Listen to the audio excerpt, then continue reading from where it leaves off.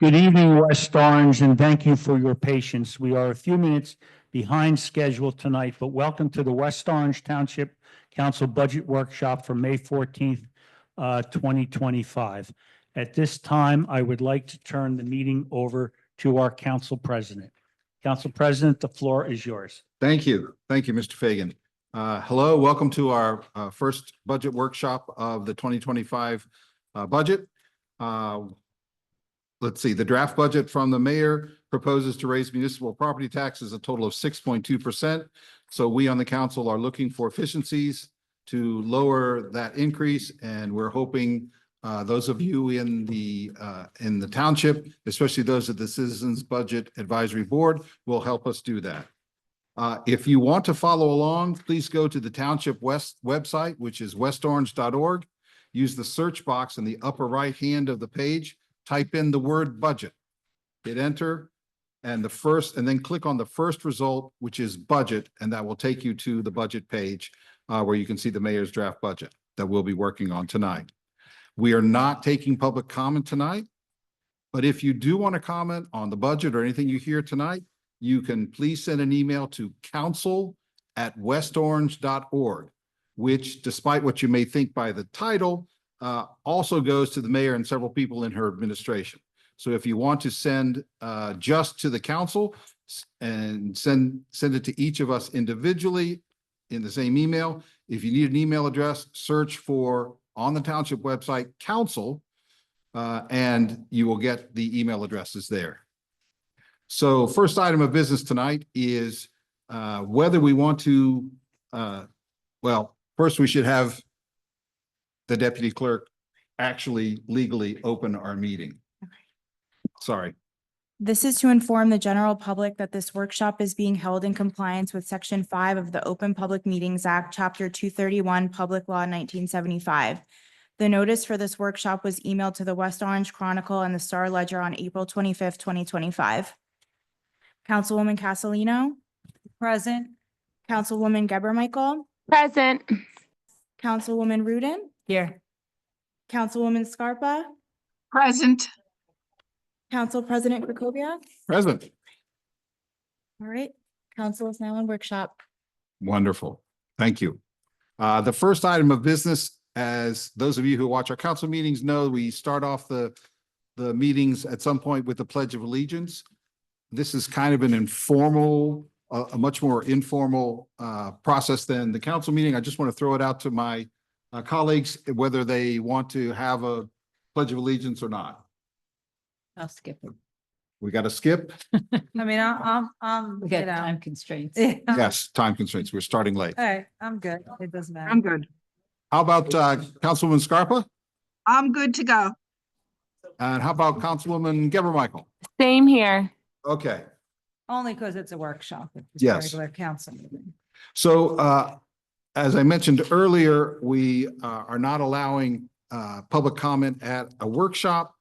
We do have several members of the Citizens Budget Advisory Board here, and they are probably chomping at the bit, although we may be getting a slow start with them as well this year. I just want to say we're going to consider what we might do to further get input from you folks, but we're not going to do that tonight.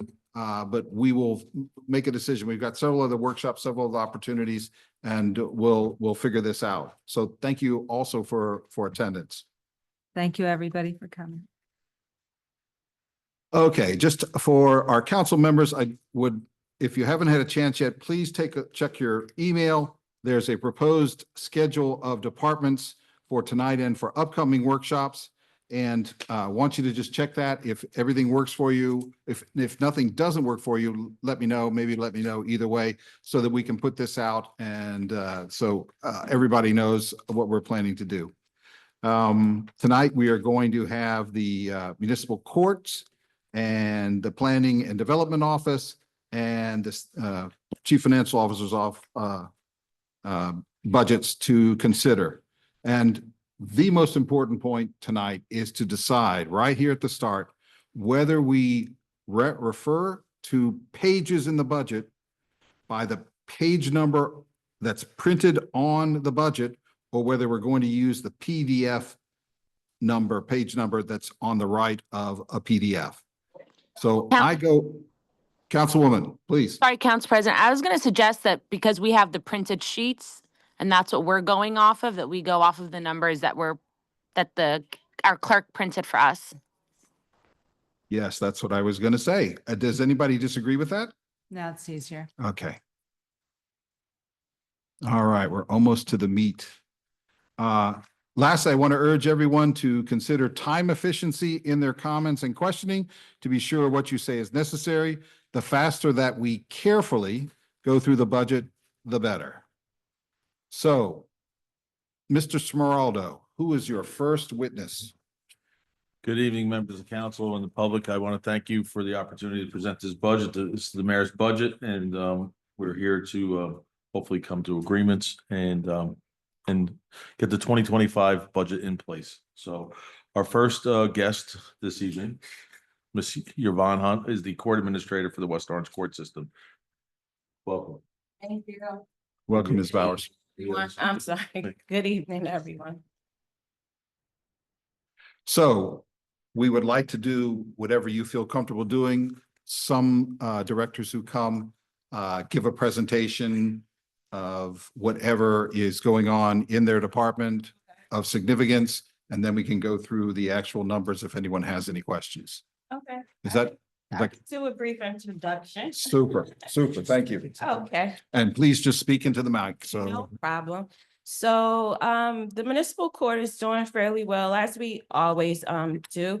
We've had a lot of changes after COVID. So we are no longer a court that's just an in-person court. We now have Zoom sessions every court session. The AOC would like to see more Zoom sessions, so we have more people appearing online than in person. That's a very significant change because now we have to have our court be up to date to follow those changes. We've had a couple of staff changes. We've had a retirement. We have an upcoming retirement coming up. And so we've been, just mowing along with what we have and the resources we have as of now. We have had an uptick in translation services. That's our biggest expense in the court. And that's partly due to Zoom court as well. We usually would have interpreters come maybe once a month pre-pandemic, but now we have about 4 sessions that they're there. They have to do all sessions. They have to do in person and Zoom. So that's the uptick in expense. And any other questions that? Who's retiring? Kathleen Carcillo. Okay. Thank you. Any questions on operations in the court or any of the budget items? Can we see what page is that on? It starts 28. So, I see their salaries, but. Oh, on the back side on 29. 29, okay. so page 28 will be the salary and wage component of the municipal court budget. Sorry for popping my Ps here. Page 29 is the operating expenses for the municipal court. So, if the council president and the council would like, I would prefer we start with the salaries and wages. And I'm also prepared for our discussion prior to the meeting, walking you through the 2024 salary to the 2025. That is going to be in a schedule that I bring up on my computer because of the timing. I wasn't able to include this but if you'd like to do that, we can do that as well. So Mr. Tiniak and I had a conversation before the meeting, along with Mr. Smeraldo, and I was talking about when I was on the council the first time, we got percentage changes for a lot of the salaries, from all of the salaries, excuse me. And I had just asked if we could have that at some point in the future, because it makes it a whole lot easier than me having to do the individual. And but we didn't have enough time to do it. So something that if you want a percentage increase on something that we're talking about, Mr. Detiniak, I think should have it. So I can do that tonight for the municipal court and for planning and housing code enforcement. I just have a quick question before we dive deep into salaries. So I guess also in years past, and again, this is your first budget with us process. So if they're, contractual salaries are contractual salaries. So I mean, they increase contractually. What we would get separately is a separate, unless you sent it, because I had asked about it, of if there's somebody going from like keyboarding 1 to 2, or or if there's a promotion or those kind of situations which aren't contractual, and they would be on a separate summary sheet. Right, so we do not have anybody in the municipal court that meets that criteria. Okay. But I do have the components of the increases on this separate sheet. Okay, but these are all contractual. These are all going to be contractual. So there's nothing- I say contractual and also pursuant to the salary ordinance, which you were handed just before. Yeah. So, Which is, because we also have unrepresented employees, in this department. So So when you say contractual, when do these contracts end? So these contracts years. are brand new. The council in 2024 ratified all of the contracts for both our uniform and non-uniform employees. And then the ordinance that solidified the actual salaries for those contracts, along with the unrepresented, which is what you have there, the management ordinance that was done in 2025. yeah, the end of the year. So did each of these salaries build in a percentage increase every Correct. year? Yes. So I there's think real- it's 3% each year, right? So in 2024, it was 1.5 on 1/1/2024, and then 1.5% on 7/1/2024. And then on 1/1/25, it's 3%. 1/1/26 is 3%. 1/1/27 is 3%. AFSCME, I believe, goes through 28 as well. Yes, Can I'm I sorry. just add to that? So just to confuse you even more. So if it's a union employee, so when we give the raises, it goes to the pool. So if they're, depending where they fall on the salary guide on the individual union scale, their increase may be more than 1.5 depending on. Correct. You So- need to explain that to them. to So understand that. all of our positions, 99% of our positions have a step associated with them. So, not only are you going to get the COLA, which I'll call the contractual increase, the cost of living increase, so the 3%, but you may move from step 6 to step 7, and that has an inherent increase to it without tacking on the additional COLA increase. So, So that's why some people may look like they're getting a larger raise than other people, and some people may be on the bottom of the guide Mhm. and look like they're not getting the increase. So in a slide that I'll show on here, you'll see all the same names, but you'll see what their 2024 base salary was. And then I have notes in the comments and we can walk through them. Because I think we just have all COLA increase. All COLA increases for this department, but in some of the other departments we're going to talk about, we may have a step increase as well. And I'll explain that. And Council President, just as you requested, I did send to all the council members today the salary guide ordinance, so you did receive it. So you can review it on your computer if you have your computer up or not. So it's voluminous. If you need a printed copy, we can get it for you, but it's quite large. Yes. Thank you for all that background.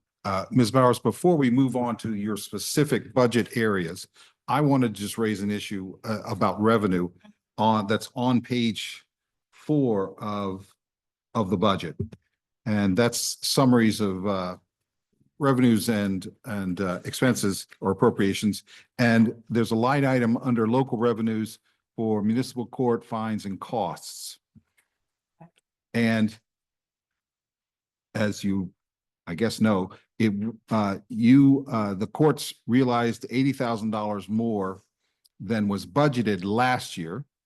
And the revenue went up to little more than $288,000. So this year, it is proposed to earn the same actual or realized revenues from last year, which would be a 38% increase. So that's a really nice set of numbers, but I just wondered if you could tell us how that happened, that occurred. Well, I can say this. During the pandemic, there was a lot of things that were halted. So there was no more suspensions. We could not suspend licenses. We could not actually go after anyone for payment. Now those collection services as well, that was also halted because of the pandemic. Now we have gone back to being able to get people to answer to their fines now. We can suspend licenses now. Actually, this week we've had an uptick and more calls because the suspension notices went out, proposed suspensions for parking tickets we can now go back and try to recoup those monies. So when I went through the numbers today, we actually made about $18,000 more. Wow. At this point this year through last year. So last year from January to April, and this year, January to April, we've brought in $18,000 more. So I just credit those things to being able to actually go after those monies that we weren't able to, really touch because of the pandemic. Nice.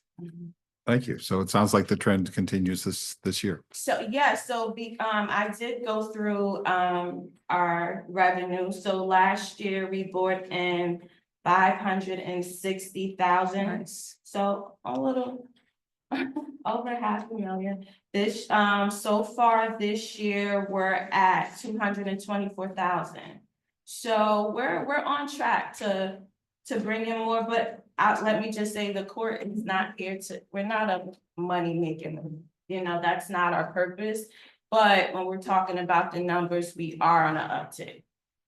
But then things get more expensive as as this happens, like I said, we're using interpreters more. Our efforts come with the cost as well. Yes. When you say over $500,000 last year, you're also including revenues that you have to send to the state or to the county. Okay. Okay. For the township, we have sent $318,252. That's last year. This year so far, we've sent $127,109. The first quarter. Yes, for the first quarter. Can I ask a question? Oh, certainly. So just a quick question, when you talk about interpreters and even the Zoom increase in Zoom fees, because we do see that your fees are up. Is that under professional services line on page 29? Now, the Zoom account we use the township's account, so Okay. I don't have any knowledge about what those fees are. Okay, so it's not being charged over. I can't speak to that because we go under the township's account to use that. Okay. It's not a separate expense in our budget. You're saying for the professional fees? No, for the Zoom fees. We don't pay out of our budget for Okay. Zoom fees. That's something we use from the township. We use the township's account. Okay. Mhm. But all these costs that went up are just from what you just said? Interpreting, Yeah. is that under professional services? Yes, that's under professional Okay, services. So we have We'll have in-person interpreting and also Online. Zoom interpreting as well. Okay, And the Zoom interpreting takes much longer. It takes much longer because you're dealing with breakout rooms, you're dealing with the Yeah. prosecutor as opposed to them just being right there and speaking to the prosecutor and getting things moving quickly or having the interpreter cases go first. We just can't do that now in the Zoom. So it takes much longer. okay. So it ends up being more of an expense. And then the relief public defender, again, that's increased because of more cases that you're saying. I can't speak to public defender, he's here twice a week, I'm not sure how he bills, I don't know his contract, so I'm not sure how he I don't bills. think it comes. But he's here Tuesday and Thursday It's on page 30. for all sessions, he's here in person and Zoom. Okay, So it's a per session, and then there is a piece that gets allocated out to the Public Defender Trust. So this is net of what can get allocated to Public Defender Okay. Trust. thank you. Sorry about that. What is the relief for the judges? That's when the judges are out and we have to call in an outside judge to take the bench. So you have two judges, right? I have The- two judges. Two judges, so if yes. one is out, Yes, you need to call in, they don't switch for each other? no, they don't. Okay. And why is the printing cost so high? Those are our tickets. So whenever the e-ticketing machines are not working, our officers are using more tickets. It depends on which cars they're taking. Some of the cars don't come with the e-ticketing machine. So we have officers that come and get the ticket book. So we run out pretty quickly. So that's that expense. Is there some way to do more e-ticketing? It would depend on the police department. That would be more of the police department's avenue because they equip. The police department equips them with the Yeah, they e-ticketing. take care. So that wouldn't come from us. That would be more of a question for them. Because it costs several $1,000s to equip. Yeah, Both. we just take the tickets. We don't. So there's a cost to actually equip the cars. I don't know what that number is. And then there's an ongoing cost for the internet capability. Okay. One question I had to follow up, I think, on Councilwoman Ruden's is in the printing cost last year. There was budgeted $10,000 plus, and then, but the actual was $927. So is that part of what you were saying? There was both Yes. digital and printed Yes, tickets? yes and no. It depends on if these machines are working. If they stop working and the officers are relying more on our ticket books, then we run out faster and I have to do an order. If we're good and it's enough books to go around, then I don't place an order. So I don't place an order beforehand. I try to wait until we've kind of gotten to the end of it and then place the order. And also things are more expensive. The printing places are charging more. So that's another increase, but I just did an order, so we probably wouldn't be using the printing budget again, probably till the end of the year. So we just did an order for $3,075. And that's not just traffic tickets, that's also SC complaint books as well, which property maintenance used, the tree official use. So there's different people who use different tickets, not just the officers, Wait. so. So can we cut that line item, if you've already just ordered this year? I wouldn't cut anything because I don't know what situation is to come upon, like the tree ordinance change. They're now using more SC complaints. So if those books go out, I'm gonna have to place an order. So I would not cut anything because I don't know what lies ahead. I thought you said you had enough for till the end of the It's year. enough now. Yeah. It's enough right now for right now. If someone comes to the office and say, I need 10 traffic book, I can give it to them. Mhm. But if 15 officers come and ask for the same thing, well, then now I'm running out of books. I'm gonna have to place an order, because I'm not gonna tell them, no, you can't have ticket books. I just can't. do And we're that, going to be, so. if we do the dynamic traffic, and I have a feeling we're going to be writing a lot of tickets. And you gotta also remember too, our officers were not enforcing as much during the pandemic years Correct. because of COVID and things of that nature. And now, as we know that there's seems to be problems with parking around the community, our officers are more active in issuing tickets, because I don't know how many tickets are in a book or how many tickets you order. But if the fact that is ordering more and more tickets, it means our officers are doing their job. It's 20 tickets per book. How many tickets per order? Probably about 10,000. So 10,000 tickets our officers are writing. That's Mhm. pretty significant. Can you tell me why the public defender's salary went up?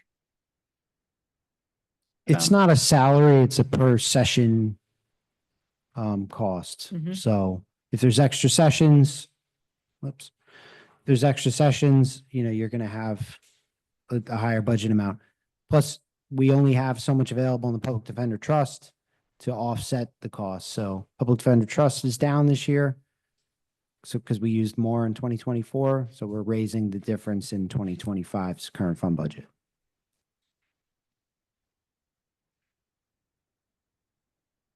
Councilwoman Scarpa, do you have any questions? Yeah, I do. Can somebody quantify the Zoom fees? And I didn't quite understand, why are we using Zoom? That's an AOC regulation. All courts moved virtual during the pandemic. And Well, it's here to stay. Councilwoman Scarpa, AOC refers to the state agency that Right. that manages right. all the courts and for everybody Right. here. And Okay, so they haven't changed it then. No, and Since- they're not, Okay, they want more of Zoom, less of in-person. okay. And it would be interesting just to quantify them at some point if John could do that, when he looks at the Zoom. Just to see what it's costing us would be interesting. That's all I have. is there any way to quantify what the Zoom costs are for the courts, as Councilwoman Scarpa was asking? Or is that to do? I'm not going to put you on the spot tonight, but if that's,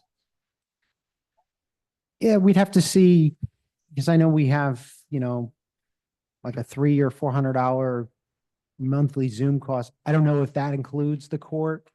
We're all out what I can see, because when the storage is out, they're telling us, take things So- off, the council meetings coming up, or this meeting's Oh, coming up. okay. So we're all on the same account, so I don't know if there's any way to extract what we're using versus what everyone else is using. We'll check with Try our, to figure it out. we'll check with Yeah. our IT and ask them about that. But we're on every Tuesday and Thursday. And thank you. Councilwoman Geber Michael, welcome. you. Did you have any questions for Ms. Bowers? Do not. Hi, Thank you nice to meet so- you. You too. Thank you so much for your presentation. No problem, thank you. So if there are no other questions, are there any proposed changes to this budget? I don't think there's much wiggle room. Well said. No. Then I think at this point, and again, you'll have to give, this is my first budget meeting in 4 years. I know, I haven't seen you in a while. Yes. Yes. So I just want to check that the process is that we approve individual pages. Mr. Dutiniak, can you walk us through, So please? if you're approving the page as is, I think you can do it on consent. If you are reducing, you have to have a vote of 3-2. And if you're increasing, it's a supermajority 4-1. I have a comment for my colleagues, not for Ms. Bowers. So I was listening, right, while I was in physical therapy, and the 10,000 requested for printing, only 900 was used. Yeah, we just discussed that. Correct. Between your car and here. Yes, I Ms. missed. Ms. Bowers explained at length Okay. about that. It's essentially has to do with the mix between the e-ticketing and the paper ticketing. The Okay. more paper ticketing we use, the more cost to buy the books. Last year, there was a lot less Mhm. paper ticketing, and that's why the actual from last year was. And it's timing too. Yeah. We just ordered $3,075 worth of tickets a month ago. A month ago. Yeah. Councilwoman. So, because I hear where you're going, because I was going there too, to the explanation. But is there any could be any improvement, like we're doing this dynamic parking with the e-ticketing, like, is there going to be another, and you're changing a lot of our systems, is there going to be something else in place that next year we don't have to, or we'll see what we ticket next year? Like, is that always going to be back and forth, or are you putting a system in place where eventually it'll be? I mean, we haven't talked about having e-ticketing for everyone. I think we're still going to have paper ticketing for the We'll property always have maintenance paper. and. Yeah, no, no. We'll always have paper Okay. ticketing. That's never gonna go anywhere because number one, the e-ticket machines depends on electronics. We know that electronics fail us sometimes. And we had that, maybe I think 2023, we had that to where the e-ticket machines weren't working for a long time. They were using a lot of tickets. Okay. So it's hard to try to give a projection on what may happen, because we just don't know what happens. But one thing's for sure, there's always going to be paper tickets. Everybody's not in these cars. I was just pointing to somebody in the, Oh, I wasn't pointing at you, I was pointing to somebody in the audience. Yeah, so even if we have less traffic tickets, we may have an uptick in Second. criminal tickets. So criminal, and those are the blue tickets. So we still may have to order those. It's just, it's kind of unpredictable. So I understand that. My question, I guess, would be then, since this is for the 2025 budget, and we're already at half the year, can we reduce this by half? I mean, do you need the 10,000 considering it's already May, on basically June? Well, I'm at 3 or over 3 Okay. already. So, and like I said, I don't know if at some point they're not gonna be able to use those e-ticket machines and the officers come and get these books. Or an ordinance change and Janice's officers have to write more tickets. If I'm gonna need to place another order, if the money's not there, then I'm gonna have an issue. Can you use the money from the revenue that's generated for the rest of this year to purchase the books? Does that? No. No. Okay, the reason why I ask is because there's an over 6% proposed tax increase. Mhm. And in order for us to reduce it by half, we have to eliminate $1.8 million, right? For every $600,000, that's 1% that gets reduced in the budget. Mhm. So every amount it's gonna help within every department that comes and speaks to us, we're gonna have to find this money, which is why I inquired. No, I absolutely understand. It's just that the court may not be the place to do that because we're already operating a budget that's pretty low. Like, Okay. we don't have, as opposed to other departments, like we have one of the smallest budgets. So the court, even though I try to keep things as low as I can, even to the point where if I can find something for cheaper, I always will, to try to keep things low. But that doesn't mean I'm not gonna have to use this as some other. So, that would be my only drawback. Thank you. Mr. Littornoff, I'm sorry, I butcher your name every time I say it. You have a much easier first name than last name. You've been raising your hand for a while. I typically don't call out to the council chambers, but I do want to try to answer whatever question you may have. So please. Yes, We go there, we're gonna be. and all please come night. up to, yes.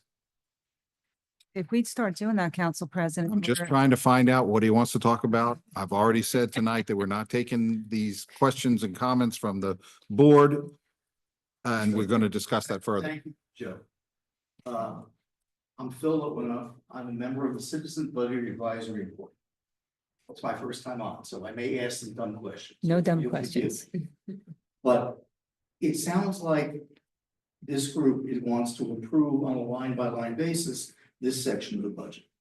And I have an issue, or I've got questions. On page 29, which is the smaller expenses of the news report. Just went over. John, you did a great job showing current year and the new year, which is basically goes from 19,000 to 29,000. That's close to a 50% increase on the budget line. And going back to what Esmeralda was talking about with the 6% overall, we're all trying to keep this thing down. But then I go back to page 28, and I understand what you're saying as far as contractual increases to people. But there is no information on this page that shows what the 2024 expenses were against what the proposed salaries of 2025 is. And when we go to constituents of this town, candidly, they're not going to hear, well, it's statutory, it's contraction. They're going to know what it relates to in the prior year that leads to the expense. So maybe you can't answer that right now, and I'm not expecting you to, but I think as we go forward, in order to approve any section of this budget, I think we have a right to know where we're coming from to where we're going. So, Mr. Litwinoff, I'm glad you came because we did want to hear what you have to say. And we want all the board members to for us to hear from all the board members. But at this point, we are not going to be allowing this sort of interaction at the actual meetings. Mr.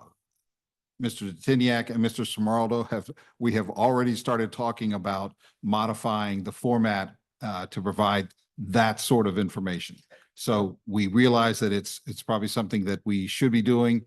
It's Mr. Tiniak's first budget here in West Orange. It's my first budget in, I can't even remember when I was council president before, but it's been a long time. So this is a little bit of a work in progress.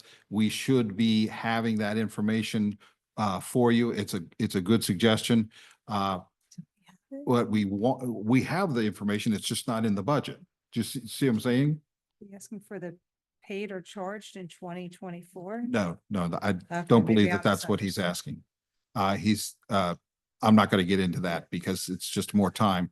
But what we want to do is give you a schedule of what we're looking at in coming workshops. When I say you, I mean the board members.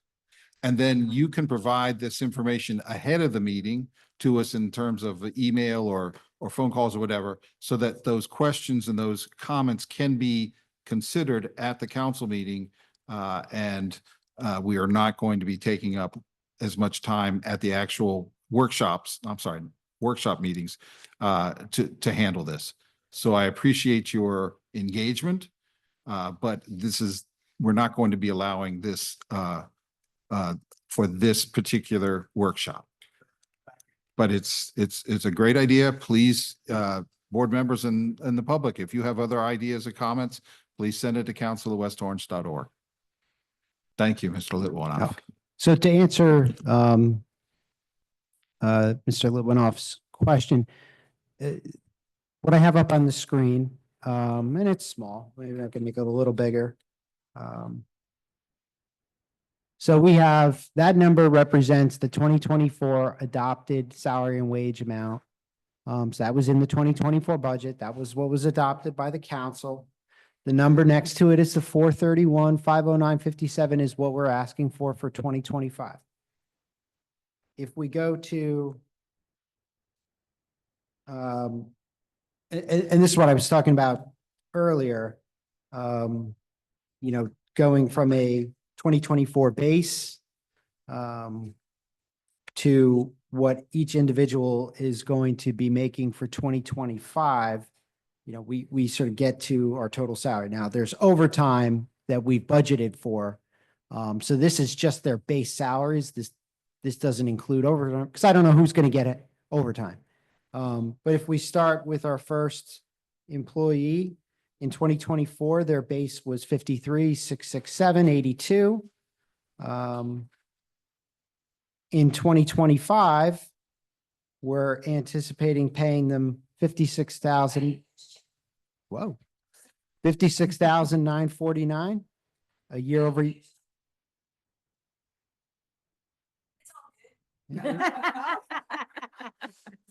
It's- Have you got an AI friend, Mrs. Alves? With a bit of a sarcastic tinge to it? Yeah, it's so scary, these phones. iPhone, I'm so sorry. Please, Mr. So- Zuniak. Yes, so the year over year difference is $3,281.18. 6.11% difference. And how did we get there for this particular employee? This employee is in the AFSCME union. So there's a collective bargaining agreement for that union. And, you know, I said it was 1.5% on 1/1/2024, 1.5% on 7/1/2024. So you can't just add them together and say it was a 3% increase because there's compounding. And then there's 3% on 1/1/2025. So this employee's year over year salary change is purely due to contractual increases. And we have that with the next employee up, the deputy municipal court administrator. Again, the contractual increases from the AFSCME union. Then we have the judges. So they were given increases per the salary ordinance, and they are in the management section. So both judges. And then you have, our court administrator who, I put your correct last name, right? Yes, okay. I apologize. So her increase is the same as the AFSCME increase. That's what the township has followed for many, many years for their unrepresented employees. And this is what has been approved in the salary ordinance that you all have in front of you. 1.5% on 1/1/2024, 1.5 and 7/1, 3% on 1/1/2025. Next, we get into an employee that was part of the 2024 adopted budget set at 47,440. That employee retired or was terminated, I should say, not retired, was terminated on 9/20/2024. Or resigned, yeah. The employment was severed. So there is a year over year difference of negative 47,440. Council President, if I may, I think at some point we have to stop with, this is employees and salaries. And, I just don't want to make sure that we're not providing information that may, this is about individuals and things of that nature, maybe something that we don't want to, This get is all in that- contractual. yeah, contractual and stuff like that. So I would caution going into delving into the employees here at this meeting, the way we're doing it right now. Okay, So I, it's a matter of personnel. is that acceptable? I don't want to be talking about individuals.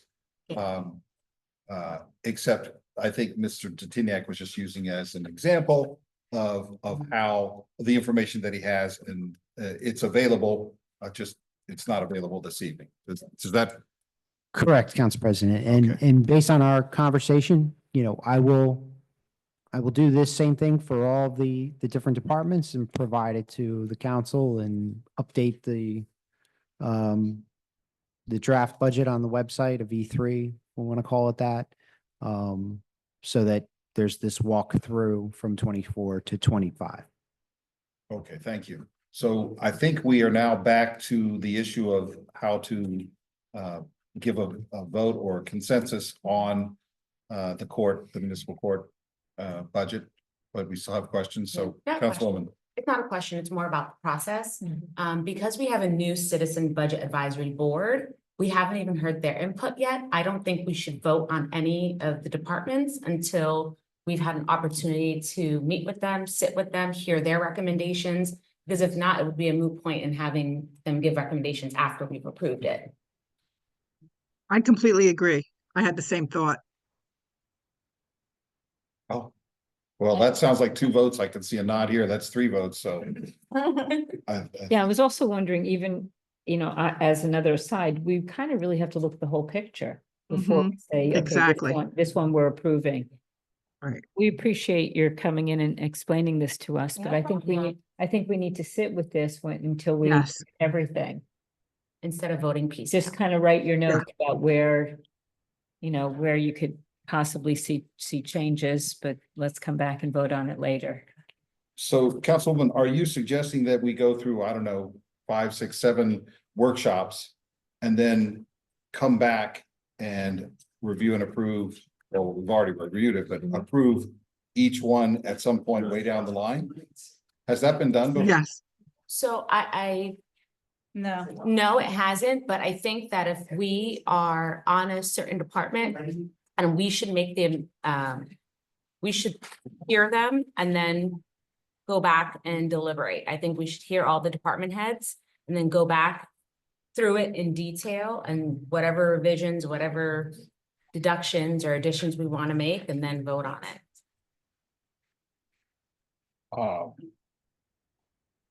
We're never gonna get. the I'm budget not, yeah, done. I'm not sure. No. What is the additional wisdom and knowledge that you expect to get after we go through all of these meetings and all of these departments that is then going to influence going back to each individual department and to approve or change their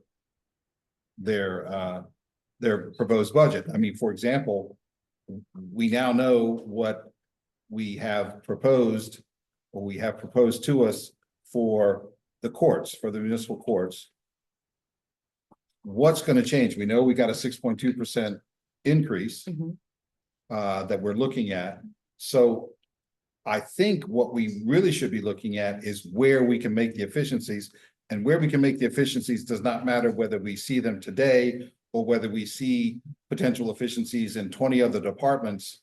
Those other 19 departments are not going to influence whether we find an efficiency here. Either we think we found an efficiency and we should vote on it, or we don't. I hear where you're coming from. I just, with this in particular, it's clear we can't do anything, but I don't think there's a rush to have to vote on this now. I think we should still listen to the input of the Citizen Budget Advisory Board and hear what they have to say. If not, then what's the point of them coming to all these meetings and giving feedback if we've already voted on things? We ourselves as council people should be able to take detailed notes for each page, each section, each department, and, you know, decide, okay, this is good the way it is. I have no problem. So when it comes to vote on it, I'm a yes on this. So I can remember, but I think that's on us to do that due diligence, but I don't think we should vote on any of these departments without input from the Citizen Budget Advisory Board. Thank you. I agree. So I hear what you're saying. I appreciate all the folks taking their time and I get that. But we could always go back and revise something afterwards. I think you're creating a messier situation. And no offense, folks, I didn't vote for the advisory board because I feel it's our responsibility to do, and I look forward to any input. And I know you guys, some of you are, but that's just the way I feel. This is our responsibility. And we're sitting here having the in-depth conversations. But I do want to hear your opinion, because if there's a way we could be doing it differently or better, I have no issue with that. But for now, I think we should approve each section and then we could go back and revise it. Otherwise, this thing's going to get messy. You mean more messier than it is already? Yes, yes. So Mr. just for the benefit of everybody out in the audience who has not been tracking the Citizens Budget Advisory Board, the saga, we created a Citizens Budget Advisory Committee in 2009. It was at varying degrees effective as it was structured, or ineffective depending on how you look at it. This year, the council decided to move from a resolution that created the committee to an ordinance and expanded the purview and the powers and of the board, and changed the membership a little bit, with the intent of making it a more effective tool to help the council with the budget. However, for a number of reasons, we only recently got the board approved on second reading as an ordinance and as a municipal law. And in the interim, we were also trying to determine whether the board could actually take effect, or whether the previous resolution was going to be in place for a certain amount of time later on this year, that would end later on this year. We finally got clarification on the board's status earlier this week. And as part of that issue, we're going to have to add another member of the board. And we're planning to do that on Tuesday at the council meeting. But suffice to say that I don't think anybody thinks this was the ideal process for the board to get on board. I don't know how much information or analysis or comments that you would like to make on tonight's hearing, the subjects of the various budgets. But going forward, we want to tell you what we're going to talk about. And then, as I said to Mr. Litwinoff, that we're going to accept your comments and your analysis and your questions before the next workshop so that we can get your input going forward.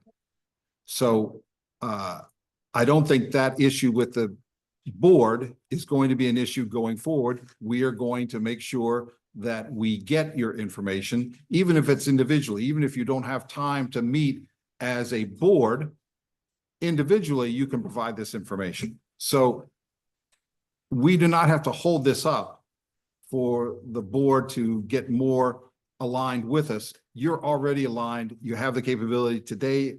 Tonight's workshop is a little bit messy because you're just getting cranking, and I don't think that's going to be an issue going forward.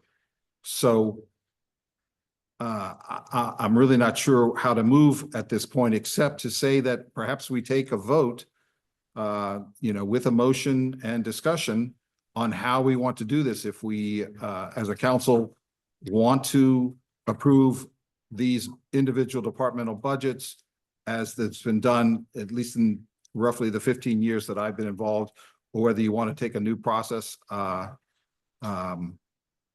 So I will, at this point, entertain a motion, if that's what you want to do, and we'll vote on it. Your motion. I don't want to make a motion to approve it, so I'm not gonna make a motion. I'll make- motion to. If you want to make a motion. approve. I'll make a Wait, motion. just one at a time and speak loudly, please, so everybody can hear. For the, okay, so everybody knows I'm on a time crunch this evening, so. I'll make a motion to approve this section of the budget. And I'll second. So is there any further discussion on the issue of voting on this budget tonight? Why don't we just vote and then they could, Well, typically after you get a second, you'll Yeah, have okay, discussion. that's true. And then is there, Councilwoman Scarpa, do you want to weigh in on this? Yeah, I just really agree that it would be more prudent to sit on this and to review it as a whole with the rest of the budget. And I agree that we should wait and get the feedback from our Citizens Budget Advisory Board. I'm not ready to approve it tonight. all right, so then vote. Council President, I'm obviously not an attorney. I just want to point something out that Councilwoman Castellino's motion was to approve this section of the budget. Only. But I think your intent is to make a motion to take any action on approving any section of the budget. Is that correct? I just want everybody on the same page because that's how I understood your discussion. That's what it appears to be, that it's sort of two sides of the one coin. Yeah, We've got an opinion that they don't want to approve any of the departmental budgets until we get through all of the workshops. And that would be the other side of that coin would be what we typically do is try to take a vote on each departmental budget. Understood. My apologies. But it's either way, we're going to get to what the majority wants to do. But the immediate impact is going to be tonight. And I'm sorry, Ms. Bowers, you have to sort of sit through all of this. Councilwoman. And just to add to discussion, and again, for the committee members, because I don't want to think I'm disrespectful, we could go back and amend anything we approve. So at least can move forward. If there's a note or someone comes back with something that says, hey, you shouldn't go with the printing line item, and we go back, we can always go back and amend and change it. We're not voting on the final budget tonight. We're just creating a system that we've been doing it this way for many years. It's organized, it's helpful, but that's okay. I just want to call the vote and we got to get on to the next section. Sometimes change is good. Or not, but go ahead. We'll see. So we have a call for a vote. Can we have a roll call, Madam Clerk? All right. Madam Deputy Clerk. Councilwoman Castellino, Yes. Councilwoman Geber Michael. No. Councilwoman Rudin, No, Councilwoman Scarpa, No, Council President Krokoviac. Yes. Okay. Okay. So the motion failed. There will be no vote on the budget for the courts. If there's nothing else, can we please release Ms. Bauer so she can yes. get Thank on you with so her much. life? Thank you, Ms. Bauer. Hopefully you won't have to come back. that's fine. Have a good No evening. problem. Get home safely. Thank you. Miss- Guys have a good night. Mr. Titinian? Mhm. Why is a capital budget not being presented? Councilwoman Rubin, could you just speak into the mic so everybody can I'm just hear what asking, you're? when is the capital budget going to be presented? Probably later on in the budget hearing schedule. We're only presenting today, municipal court, code enforcement, and we're going to be talking about debt probably for a while. So it's a lot for just this, Okay. but it'll be one of the last items. Why is it one of the last? Because it seems so important that we be able to So put aside money. it's important, but the budget implications are not as great as you think they are because everything is going to happen in the future. So we're going to focus on what is impacting the 2025 budget, and capital is really for future budgets. Not all of it, but because there's a down payment component to it, but like the debt on anything authorized is going to be in the future. Okay, Good planning, evening. go ahead.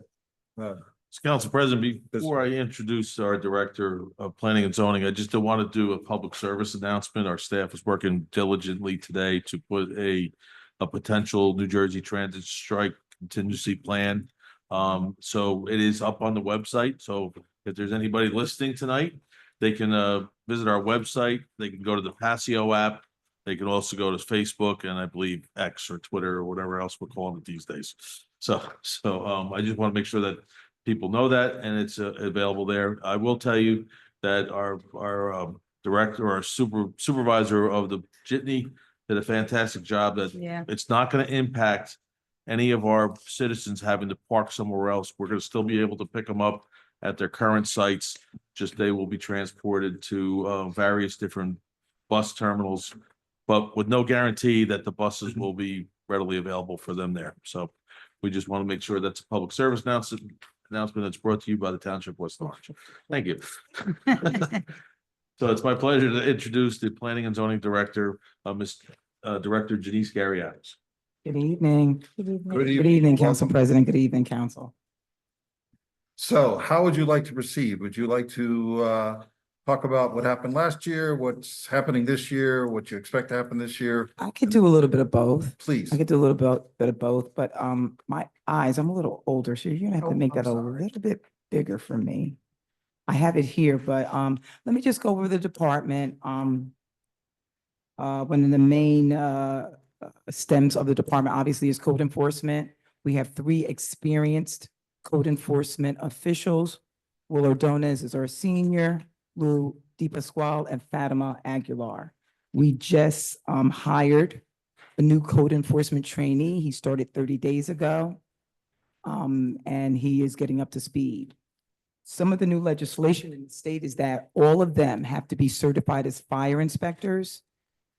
We have 2 years to do that. They've all attended that training. So next year you will see in the budget that we pay for those training classes. They are quite expensive and we take it with the firemen. And Tony Vecchio, Director Tony, has been very generous as to how much he charges us for the classes. So that's something I want to talk about as far as training. They will also, in code enforcement, have to take a recertification for what we call HQV. Fatima took that class last year and that certification is online, but it's about $700 per inspector. I stage it as I always do. I usually send one and then another one because that doesn't make them available for inspections. So some of the, my train of thought with the court is that we bring in a lot of those fees. A lot of those ticket books we have to use. I have one ticket left, so don't cut out the ticket books.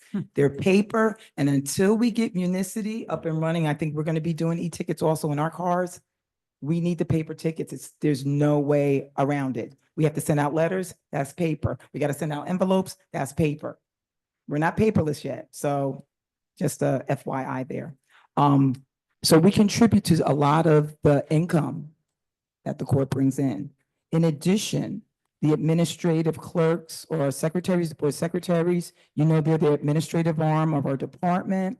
You have Diana and Jamalette, and then I have Rose who works part-time, tremendous help. Doing Oprahs, 1,000 a day, taking in garage sale permits, CCOs, the town is on fire, as I say every year. We have a lot of renewals of apartments. We just got in like 50 for one apartment building. Oh, wow. When we do that, I only have 3 inspectors and the new guy, right, who looks at me every morning and is like, oh, you guys are really busy. In addition to that, that's the property maintenance, CCO, Section 8. Okay, so that's what they're doing. But on the administrative end, you have 2 people that are taking in all that work. And guess what? They're planning and zoning board secretaries. So every application that comes in, they have to go through it, make sure the professionals get it, and then they have to work at night, like we're gonna do tomorrow, 7 to 11. Make sure all the professionals have their Zoom links. So that's just all the interaction, but that's bringing money also into the town. Those CCOs are $200 a pop. So I don't know if that's somewhere like what we bring in, but I was just thinking about that. So that's code enforcement, my administrative personnel. We also have the new mercantile license, where all the businesses have to register. That's a state code now. You have to have a minimum of $300,000 of liability insurance, and they have to prove to us that they have that insurance. Create a log-on, upload the insurance, and then pay us for that online transaction. In addition, I am doing all the zoning work, so I hold 2 hats. There is no one else in the township that can sign off for zoning except me. So I think it's critical that one of the people that work for me now will be shadowing me, hopefully by the end of the summer, to start learning zoning. Because if I go away like I am and won't be in Monday, nobody can do that. Nobody can answer a zoning question. It's me. So just so you know, it's 2 hats. It's director and zoning official. And I have to review every single permit that comes into the building department that deals with zoning. So I know I've said this over and over again, but I feel like I need to kind of reiterate the amount of work that's there. Okay. So I do have some suggestions though on where I can save money. Good. I know you wanted to hear that. Nice. So I don't know what we want to do first. You want to do planning? Okay, planning board. Planning board. So the conferences, that 3616, What page are you looking? I am on page 23. I don't know, is it the same page as that? No. I'm sorry. It's It is page. 25. page 24, I'm sorry. Why is it separated like that? Conference is 24, yeah. Training is 25. Page 54. Oh, it's on page 54, so it says Well, 20. no, it's 24 has advertising, conferences, court reporter, Yeah, that's what I was planning. looking at first. Unless you want to do planning and development, doesn't matter to me. Oh, I thought you wanted to do planning and development. Okay, okay, that's fine. So planning and development, I apologize. Okay, what page is it? Page 54 for you, page 53 for me. So just so you know, the Township Planner 070, that $9,000 that we spent last year, that was Paul Greigel's monthly fee. Okay, so we What didn't page is spend, this? this is page 54.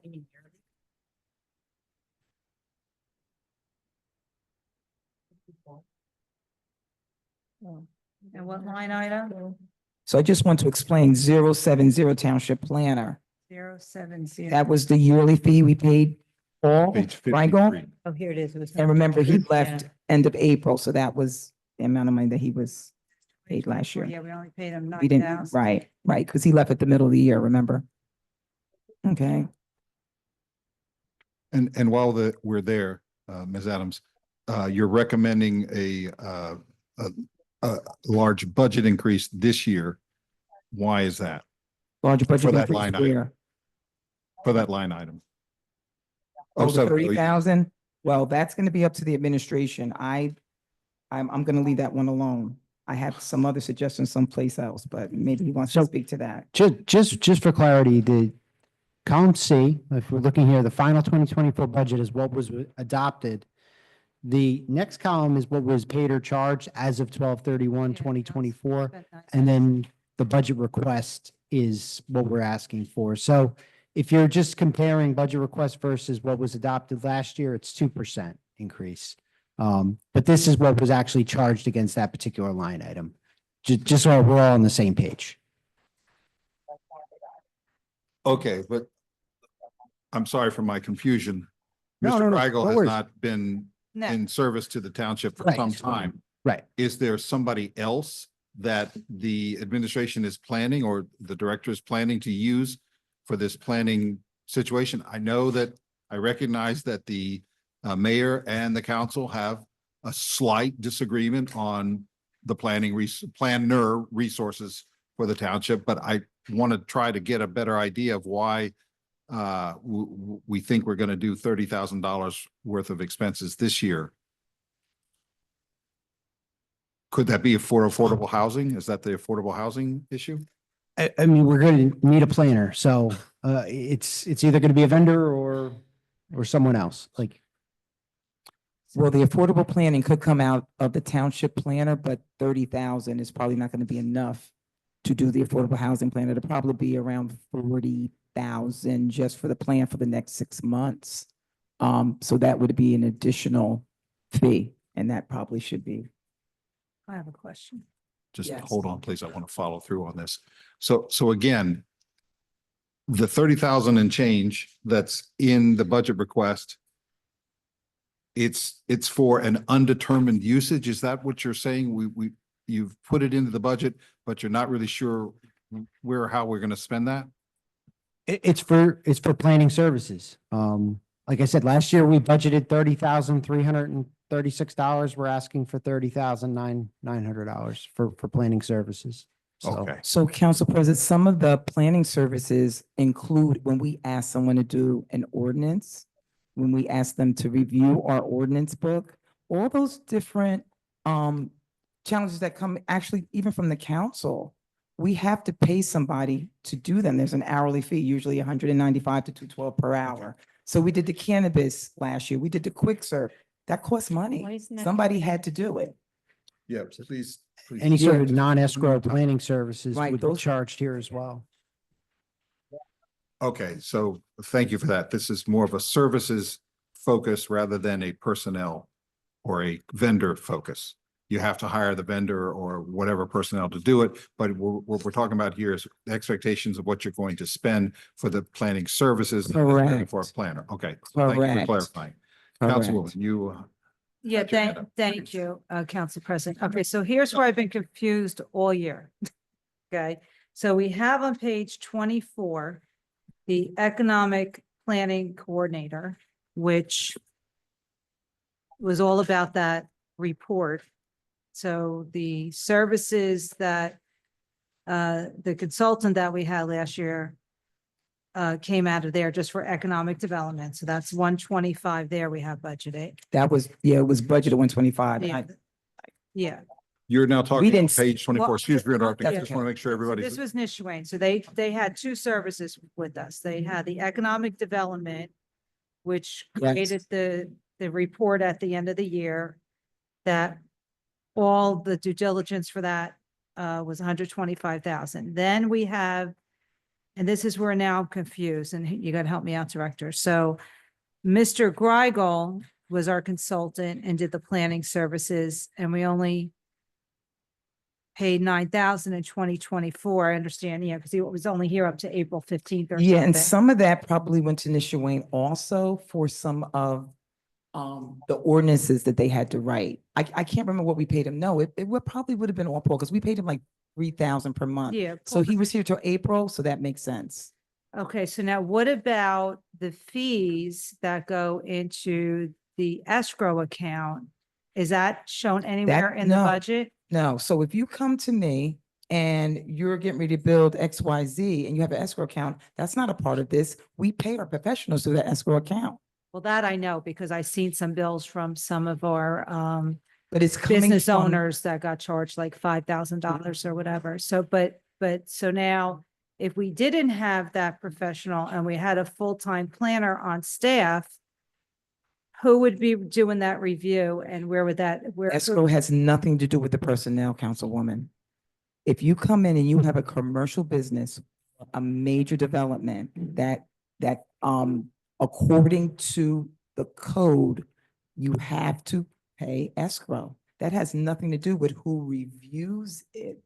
Okay, so, Right? so follow me on this one. Okay. So, because I'm trying to understand it. So I'm not Mhm. giving me a hard time, just trying to understand it. So we have a business owner who's putting an addition on. Yes, I know who you're talking about. And, Mhm. and so he got a bill Right. and that bill so far was whatever, say $8,000. And now So he's can got I to come up stop with you another. there? Yeah. The bill is for his attorney, for the planner to review the plan. Yes. For his engineer to come to the meeting and say, the ward is not going to go next door. A lot of those are his professionals that have to be paid and the township professionals that have to review after they Okay. submit a report. So I'm talking slow because Okay, so let's go back to that. So I saw the bills from Nishwayne, they were like $5,000 for two bills.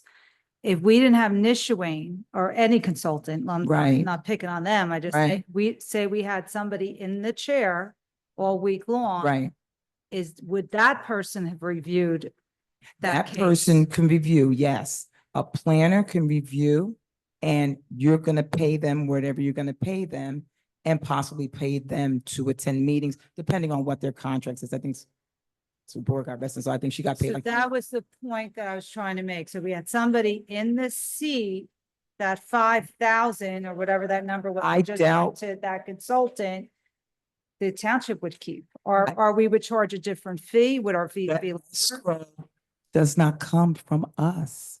But the The escrow does not business come from owner, us. I understand that, but so. But We're still paying the person. So I understand what you're saying, Councilwoman. So I'm the planner, right? yeah, And I don't charge because I'm reviewing your application Yes. as an employee, right? You're still paying me. You're just not getting a separate bill. Because I'm I'm the the- vendor. It's part of your salary. It's part of, it's part of the salary. I understand that. So that's what I'm saying. Yeah. So we're paying the vendor. Or the The applicant is paying the vendor. Applicant's paying the vendor. Where the applicant, I would assume, instead of paying 5,000 to a vendor, would pay whatever fee we would charge for reviewing that We're application. not gonna charge, yeah, that's correct. I Yeah. don't think the bill was 5,000, Councilwoman. I think you gotta relook I at that bill. saw the bill, Um, yeah. He they had two charge- bills that total 5,000. Okay, that probably was CME and the engineer. That probably was No, not, that was a separate bill. I okay, saw his okay, bills, yeah. I won't. He sent me the bills. Okay, but when you apply to the board, I just have to be straight up front. If you have a commercial business, you have to know that you are going to pay some fees to professionals. You might need a planner to come to the meeting. You're going to pay that person separate. And I'm going to get back to the, Yeah, you might have to have a separate planner because it's a non-permitted use. That's under municipal land use law. If you come in and you want to do a 3-family and only 2 families are allowed, you need a planner to come to the meeting and you're going to pay them, yeah, let me that's not the finish. issue. And you're going to pay them $195 an hour. You're going to pay your engineer $195 an hour. You're going to pay your lawyer, whatever you're going to pay them. Okay, So that's going to be separate from in-house.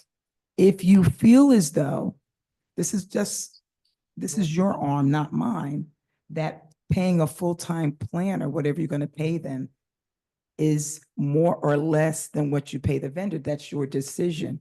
Normally, it comes out to be less when you pay a vendor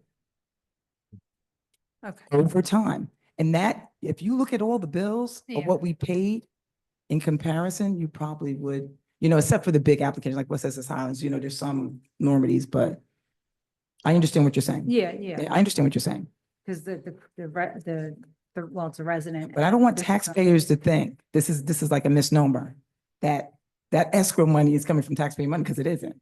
No, I know. that. Okay, I'm sorry if but I that's what's misread. out in the atmosphere. They don't pay for escrow fees. No, but the applicant, our applicants feel that if we had an in-house planner, the fees would be more cost effective for the person making the application because you're not paying the consultant. I guess I would have to see the application. You're still gonna Yeah. pay an I don't know what engineer. other towns charge, like you, for the service. So anyway, all right, so moving off of that. Yeah, I don't want to. yeah. Can I, yeah, Yeah. Is. can I take a, Councilwoman Castellino still has the floor. oh, Council- okay, go And ahead. then I'll wrap it up Councilwoman for you. Rudin has her hand up too, so we'll get to No you. problem. So I guess where I was just trying to figure out where all the, so obviously, so money that the consultant made was from escrow, from The majority, what vendor are we talking about the, specifically? the Nishwain. So they, Okay. not the economic development piece, we just Right. discussed that. The Right. other piece came from this line item with, There some is of no the- line on it for escrow. no, forget the escrow, we're done talking about that. The other fees that we paid them was you're saying came from this $9,000? No, Or some of the that's ordinances? Paul. That's Paul. Okay, so where did we pay them other than the Out of 25? escrow. We didn't, The so they didn't applicant- have any other services with us. They had some services which they generously included in economic development. Like when they did the cannabis ordinance, I think they did the quick serve. Some of those ordinances and some of the things that the administration asked them to do was included in the economic development, including a whole project on Rock Spring, which I don't know if people are aware of. There was a lot to it than just quote unquote economic development. Okay, well, that's what I was trying to get down to. What did we get for the 125? Oh, do you want a presentation from them? Like, I can't remember. I apologize. I'm. No, not that's gonna- okay. That's Yeah, okay. I- So I'm I just I'm know off the trying to top of figure my out the, what was done. And if we had a full-time planner, just to equate the cost. You have to compare it. You know, you would That's really what I'm have to trying to wrap my head compare around. 100. So you say 125,000, I'm just making it up, right? Versus a full-time planner that may be paid. I don't know, 170, 180 with benefits. So I don't know. That's just an administration choice. That's Okay, but I Yeah. see other places. we I could need go to there. step in I'll- here. Yeah, I I'll need to let you step in go. here, please, because you're talking about something that took place in the past and that nothing on the budget is requesting this. So you're making a good argument. I've heard it before. I don't have any fault with it, but this is, in my opinion, is not the place to be arguing about. I'm not arguing. I'm just trying to get a handle on what our needs are moving forward. That's all I'm trying to do, Council President. So, I always let everybody else finish their comments. I'll be done now. But basically, I just wanted to get a handle on, we're talking about a full-time planner, the line items, we can move the money. Obviously, there's 125 from that one line item. And then I'd like to hear the director talk about this deputy department head, because that's almost $93,000. And between those two lines and now the 30, which from what I'm hearing, may or may not be a need. That's what I'm trying to determine. It seems there would be plenty of money in here already for a full-time planner. That's the point. I'm just trying to put the pieces together to figure out. So I'll give the floor to Councilwoman Scarpa. Actually. Yeah, can I Councilwoman Scarpa, just a second. Councilwoman Okay. Rudin had her hand up like 10 minutes Sorry. ago. So I just want to make sure that she gets a Sorry. chance to. was I was just going to follow up on that question. Can you explain the open position, deputy department head for 92,530? Yeah, I mean, they voted on it last year to give me more staff. 2 additional code enforcement trainees and a deputy director. Because as I've said several times, there's nobody else that knows zoning, right? So we've hired a code enforcement trainee. Honestly, the other trainee, this is where I was going. That's on page, I guess, I don't know, if this is on 55. 54, 55. I probably am not going to be hiring another code enforcement person. I need someone that knows zoning. So the deputy director, when you voted on it last year, that was supposed to be the person that would start assisting in learning zoning. So we have a person in mind. Councilwoman Rudin, I took one of your suggestions, and that person is going to be shadowing me. I don't want to talk about personnel matters. No, you Yeah. can't. Yeah, I can't talk about personnel matters, but that That's great. could be a person that, without, okay, you got what I'm saying? I did. Okay, You have that person already hired. I mean, that works for you. it's a current staff member. Councilwoman Rudin, are you still? That's So I don't, Okay, so would that person slip into the open position job? it depends on civil, so it depends. This is a civil service Yeah, question no. because Yeah, we have this person in another position right now. We're Yeah. training them to go into possibly within the same department. So once we figure out and determine that all the training is done and everything else, there's also another role that person's performing. So we have to just make sure that we Right. get this taken care of internally. But we're exploring that option because at the request of the director to give her the assistance that she needs. Okay, So the And- code enforcement trainee, Councilwoman, is coming off the 30,000. So Okay. I don't get claps, I don't get anything. I don't you get, no, that's oh. 51,000. You did a good Yeah, job. gold star for the day. Yeah, Yes, 51,000, that's all. right. All right. I mean, Yeah, thank you. yeah, I mean, we have a person right now, we have Charles Einer, he's new, so, Well, hey, she's let's- four. She's- let's see how that works out. So you have the deputy director, that's a possibility. And as Councilwoman Castellino said, that's an administrative decision regarding the other monies and how they may be moved. That's not something I can speak to. Question after Councilman Scott. There could be some leeway there because that's a pretty high salary jumping into. The 90,000 you're saying? 92, yes. So is there could we save some money initially while No. that That person's person's No, doing already that? the person's already making that. Making Oh. that money. if They're not already more making than it that. now. I don't know. I don't have it in front of me. Yeah, but they're already making more than that. They may be making more than what's already in there, but Okay. Yep. if it becomes a dual title, then we would, We would- we have to explore, like I said, they're in the second position, so we have to look at that option. Okay, And we can present them, but right now, we're in the process of training this person. It's kind of a succession plan. It's kind of a training because they're not fully trained, they're not up to speed in the position. So to give them the actual title this year, it's gonna be. No, it won't be this year. They would have to be with me 6 to 8 months. Zoning, Right. listen, I've been doing this 24 years. This person's gonna have to be with me a while.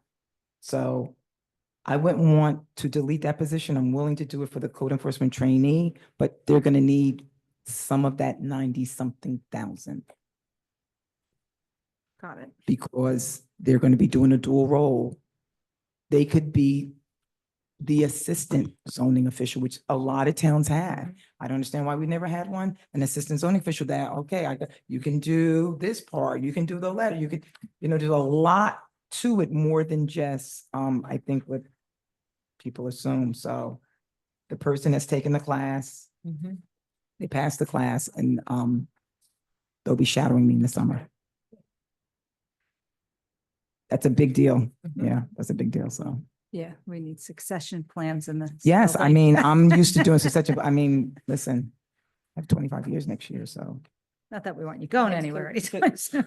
Do you want to talk about the planning and development director department? Could you speak into the microphone, Oh, please? So- That's okay. I asked my question. Go ahead, Councilwoman Sarko. Yeah, Sure, I makes just, sense. I want to thank Ms. Jerry Adams. It's like really clear from what we hear year over year that this job is insurmountable for one person to be doing both planning and zoning. And I want to talk about Councilwoman Castellino's questions and thought process about the economies of scale in the planning department. And one of the things, that I think she was kind of alluding to are how we could get more revenues rather than giving them to consultants. And when I wrote the stormwater management ordinance, I did a lot of work with a colleague from Verona who's on the planning board. And that was one of the things she talked to us about. The Verona Planning Board has quite a bit of fees for their engineers to actually review these things that come to the planning Mhm. board. And we Yes. don't do that. And that's kind of the Agreed. missed opportunities that we may have for us to be recouping some of that money rather than paying it out to consultants. So I think we need to look at this very strategically and as a whole. And I think that Councilwoman Castellino's comments are very important and very warranted. I agree with you, Councilwoman Scarpa. So one of the things we've been thinking about, and I'm sorry, you just can't get to everything in one day, is that we've already raised our fees. Like literally, we had not raised our fees since 2009. We raised them last year, right? So yeah, I'm sorry. I'm sorry. But I mean, when you go to other towns, I mean, you pay. We never charge for re-inspections. 50% of the inspections fail. That means my inspector has to go back out. They have to go back. They have to email the person. They have to go. Right? So now with the re-inspection fee, do you know that's up to like 70-something%? I did it the other day. That's a big difference of Right. not having to just go back out because it's like, oh, you don't charge anything. I'll just fail and not have the fire or extinguisher because you're going to go Right. back for free. So Yeah. now we're recouping that money. So to Awesome. your point, I do think as far as the planning and zoning board applications, the individual homeowners, and I hate to say this because this is almost like a fee, they don't pay escrow. Yeah. Right? So Ziabeth reviews that application. If you do a deck and your deck is too big, we don't charge them really anything for that because we have a municipal engineer. And then Nisha Wayne may do a report, like a small report, but charge a minimal fee. So that's just something maybe from the legislative end that you might want to consider. I'm not saying to do it, but it might be something you want to consider. I know other towns do that on small residential applications. Yeah, we Just we a need to look at those suggestion. overall operations and make them more efficient and get better use of taxpayer dollars. I'm sorry, I didn't hear. What did she say? I don't know. Councilwoman Scarpa, could you repeat what you just said and just speak a little bit slower, please? So we can hear. Yeah, I think we need to do a lot more of that. And we Mhm. need to look at the real efficiencies and the opportunities, the economic opportunities in that planning department and recoup, more dollars for the taxpayers. From the taxpayers? No, we don't. No, rather than giving it to consultants, we need to get our own people paid for these services rather than hiring consultants to do them. I think that would be I a get what better she's use of saying. taxpayer dollars. So the one thing to consider is that, we'd have to look at the land use law because if we have an engineer, we have a planner on staff, we can't just take the escrow fees that a third party and say, we'll take it because we're going to review it. The land use is pretty clear about if you have on-staff professionals, you can't then charge them the escrow fees. The escrow fees are for the third parties because we don't have the personnel or the professionals to make the review for the land use board. So I don't want anybody to think that if we're giving 5K to CME, that now we can take the 5K in and offset our engineer salary or offset our planner salary.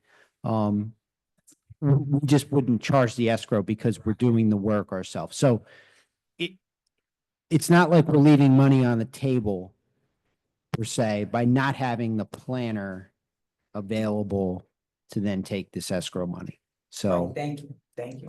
I know Ms. Adams could explain that much better than I did, but No, you explained it perfectly. No, 'Cause he it- did- there's- he did. there's- I got it. Okay. But Councilwoman Scarpa still has the floor. Yeah. Councilwoman? That's okay. I'm good. Okay, Councilwoman. Thank you, Council you're President. Next in line. I just want to make a suggestion because I feel like we're bouncing back and forth from page 56 to Yeah. 24.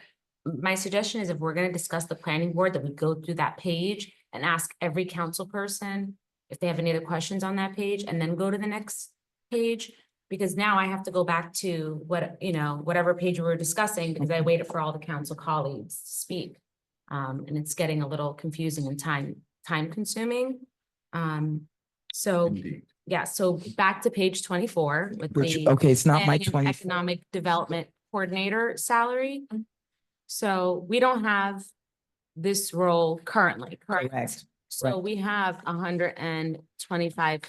$125,000 there. yeah, So I'm gonna make a recommendation because we don't have it this year and it's 6 more months left until the end of the year, that we remove this line item. And so I'm gonna make that, I'm not gonna make that motion, but I'm gonna make that recommendation and wait until I guess we speak to the Yes. Citizens Budget Advisory Board. So that's that on that page, on page 24.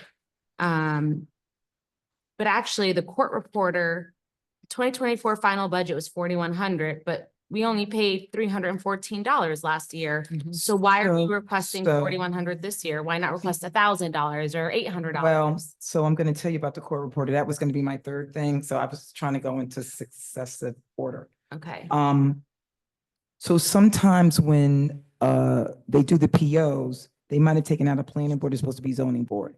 So I had planned on reducing that amount anyway, because I have wiggle a room. plan that I don't have,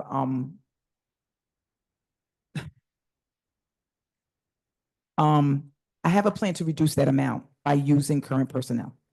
Okay, so can we, Can't reduce it a lot. I will reduce it some. I can agree so to that. can you give us a number that you think so we can write it So down? we're talking about, For the 4,100 number. For court reporter, line 090, line 90, planning board. Okay. it's the third line. We could do it in half. In half, okay, Okay, so it's 2,000. 2,000, we'll say.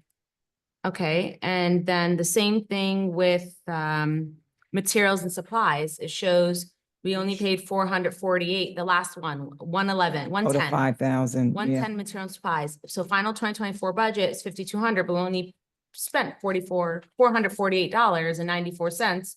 So we Just- can reduce about $4,000. Well, I wouldn't reduce it 4,000. It's up and down. Last year I spent more, like it just depends, because one of the things that we do, and it gets into this whole minutia pop, because I have code enforcement, excuse the language.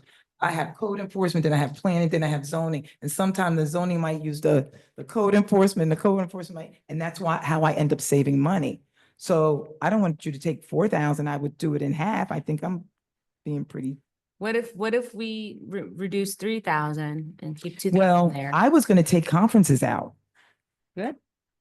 That's good. Okay, so Because on the planning board, it's rare. We did it in the past.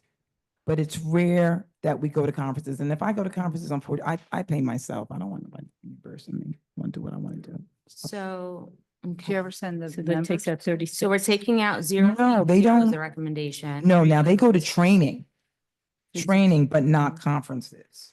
Conferences is out. So do you want to dip any in the materials and supplies? Yeah, she said we can take half, Oh, so 2,500. But leave the 2,500 there, please, because we're going to a new system. I don't know what I'm gonna need.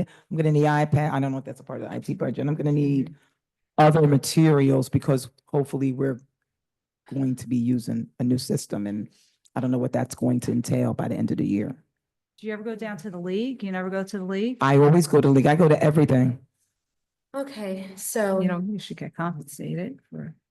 No? Yeah, they could take it out of somewhere else. I mean, We don't get compensated. We signed up for this. It's ridiculous. Alright. So, all right, so right Yeah, here, I usually, Councilwoman, I take it out of the board adjustment, educational courses and training. I usually get it out of that 450 when I do it. So that's under the Board of Adjustment. So I don't want to decrease that at all. So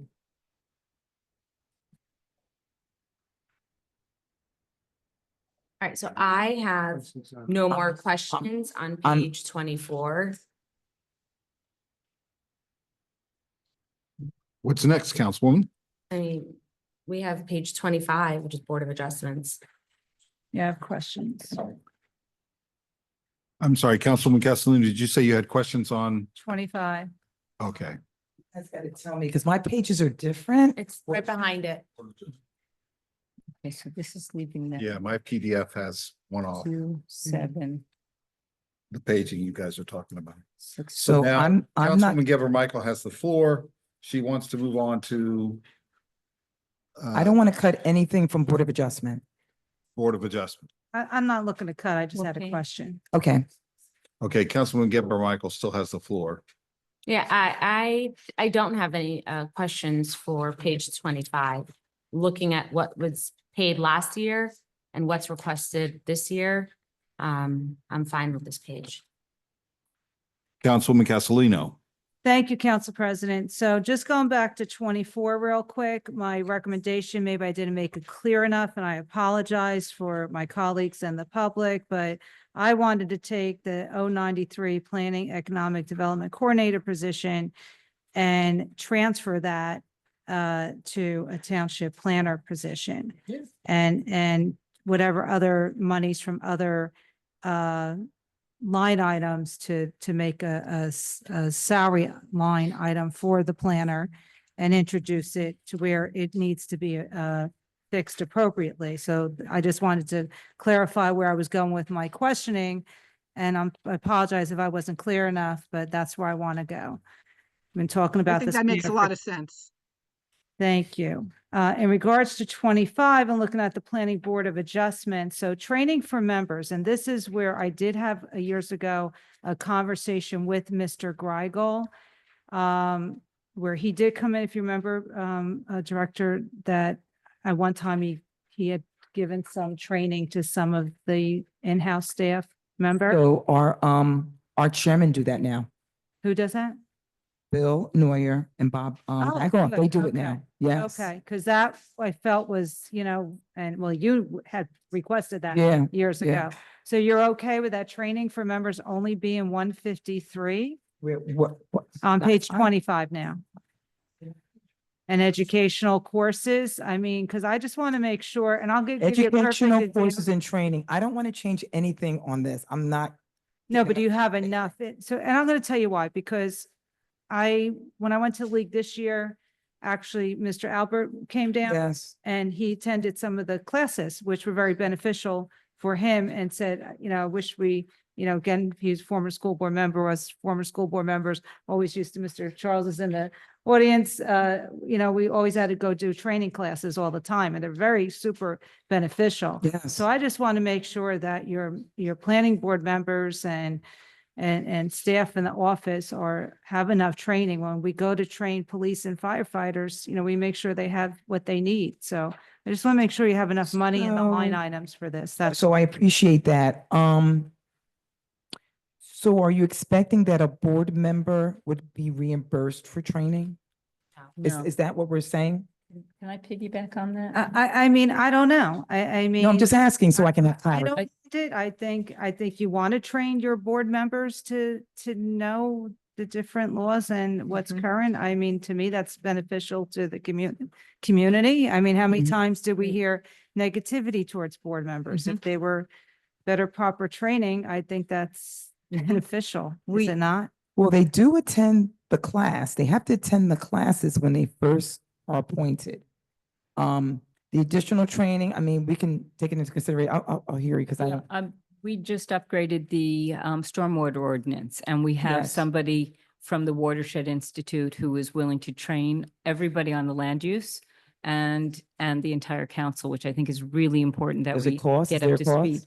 I think it would be a nominal fee. Okay. Like he works for the Watershed Institute, so it would Okay. be like a contribution to the Watershed Institute, but Okay. I would like that to be covered Oh, and to yeah. be able to offer that. So I don't know if you know, but NJPO, they send us the classes. Okay. So during the year, like they just did a stormwater I know they class. did, but ours is different. Our stormwater is different than the. No, I than understand, yes. but a lot of the classes are free. I'm not saying, Yes. I don't want to take away the money, but I'm saying a lot of Mhm. those, Okay. a lot of those classes are free online in their hours, because I send code enforcement to it, even though they're not on the board, just so they know. I just asking that. No, I don't want it reduced, because I've reduced enough. I think I've been Mhm. reducing enough. I just want to stop here for just a second, please. I can't hear. I can hear Mm-hmm. almost everything that is being said among the people in the audience. And that's not appropriate. We just heard somebody else is having difficulty hearing. I'm having difficulty hearing. I am fine if you guys want to talk. I think it's very beneficial to the township that you do. But I'd like that you not do it here. If you want to go watch it, the feed, the Zoom feed, and talk among yourselves, that's great. But if you're here, I really need there to be quiet in the audience, please. So go ahead. We were talking about the Yes. fee, Councilwoman. I'll leave it there. I just want to make sure that, Sure. that we're covered. I'm good with other planning. Like I said, I just wanted to make that recommendation because, to be able to cover costs of a full-time planner, and we don't have to figure that out tonight, but that's the direction I want to go. Okay. And I'm also going to have to excuse myself because I have to take the rest of the meeting from home this evening. So I apologize for that. But thank you, Okay. Director. I appreciate Did you want to go over housing code enforcement before you leave, or you have to leave now? Well, we're on page We did. 25. Yeah. So is there anybody else on the council who has questions about page 25? I just have one comment. I wanted to, suggest to Miss Jerry Adams that he send me a list of all of those classes that people take, because I took the first one that the planning board is supposed to take, and it was very cursory. It was really an outline. And, I learned a lot more from the person from the watershed when I did stormwater. And I would like to take all of those courses. So if she can just send me the list of anything that's free as it becomes available, put me on her list there, on her team, I would appreciate it.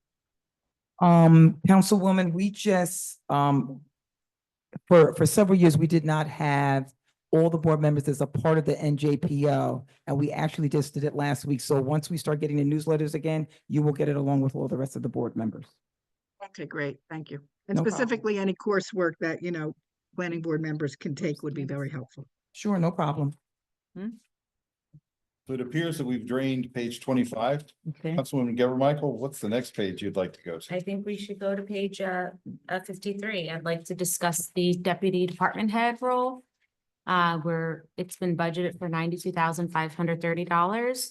Now I see here that it's already on step 2, but how is that possible if it's a vacant position and it says it's They probably the did vacant step- person was in the role for 1 year. It shows as of this year, 1 year and step 2. But there's a vacancy. So I don't know if that's typo or. No, it's not a vacancy. Related to the pay range. But there's no one in that role. It's vacant. Right, so it was budgeted last year at step 2. So this step 2 reflects the COLA increases that went into effect for 2024 and 2025. And then date of hire is just saying that, we're putting in like a full year's salary for it. But no, there's no one there, but it's just a carryover from last year Got it. and the step that it was budgeted for last year. So because no one's in that role now, so I have 2 questions. One, do you anticipate someone being in that role by the end of this year? If it's not until early 2026, I would like to make a recommendation that we remove this line item. Because that's another 92,000. I'm not gonna know, because I don't know how this person's gonna pick up zoning. I don't know if they're gonna hate it, they're gonna love it. I can't anticipate. So that's really something the administration, if you make that decision, And the person that's going to shadow me, you know, that's 6 months, that, I don't know. But that Okay. person has a salary. correct? They have a, they have a So salary. that it would transfer into this Well, budget. you So may need my for the question, planner. my second question would be then, would it be okay if we reduce half of this? Because it's already May, again, by the time we approve this budget, it's gonna be fall. So I don't think that, you know, honestly, I mean, my first year here in 2023, we approved the budget in September and last year we approved in October. Mhm. So I think we should reduce it as much as we can, even if we leave just 3 months, you know, like, Last quarter of the yes, year. last quarter of the year versus keeping it in there, because again, we need to reduce $1.8 million if we want this proposed tax increase to go from 6 point whatever percent to 3%. So that $1.8 million is a lot of money, and I'm, you know, every penny. I'm every helping out a dollar lot, I think. counts, you know? Helping out a lot, So- just a lot. The only thing is that Councilman Castellino requested to remove this and to add the 125 for the planner. You may need this for the planner. And we removed, again, nothing set in stone. I'm just trying to follow the request. So I took away the 92,000. I added the 125 for the planner, taking the 125 from the Economic Development Director sub-account. So I just want to be clear, like. Right, so how do I pay this person if we were to pay them maybe the last quarter of the year, if you took the deputy director money and the economic and the deputy director? Well, we have the other open position. So just leave that open position, then my open trainee. Yes. Okay. You know, and then remove the deputy. Wait, hold on. You had another, you had Can I- two open code enforcement trainees. One was filled. Okay, I didn't Yeah, hear one that. was That- filled. I'm sorry. That's what I was referring. I wasn't referring to 51. Never mind. Oh, okay. I okay. didn't hear that that Okay, one was filled, gotcha. so I thought we had that.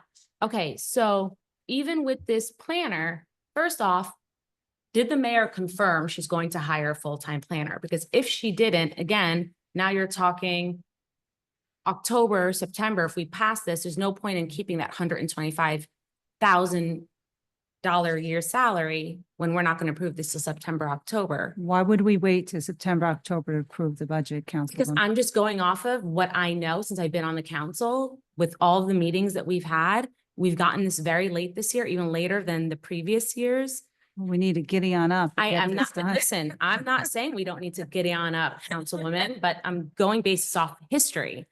This last year, we approved it in October. The year before, we approved it in September. I'm trying to look for ways to save money. Why should we keep the full $125,000 salary when we're already end of 'Cause May? You're never basically? putting it back in the budget. Once it's out, it's not going back in. And no disrespect, Councilwoman, but you're looking for $1.8 million.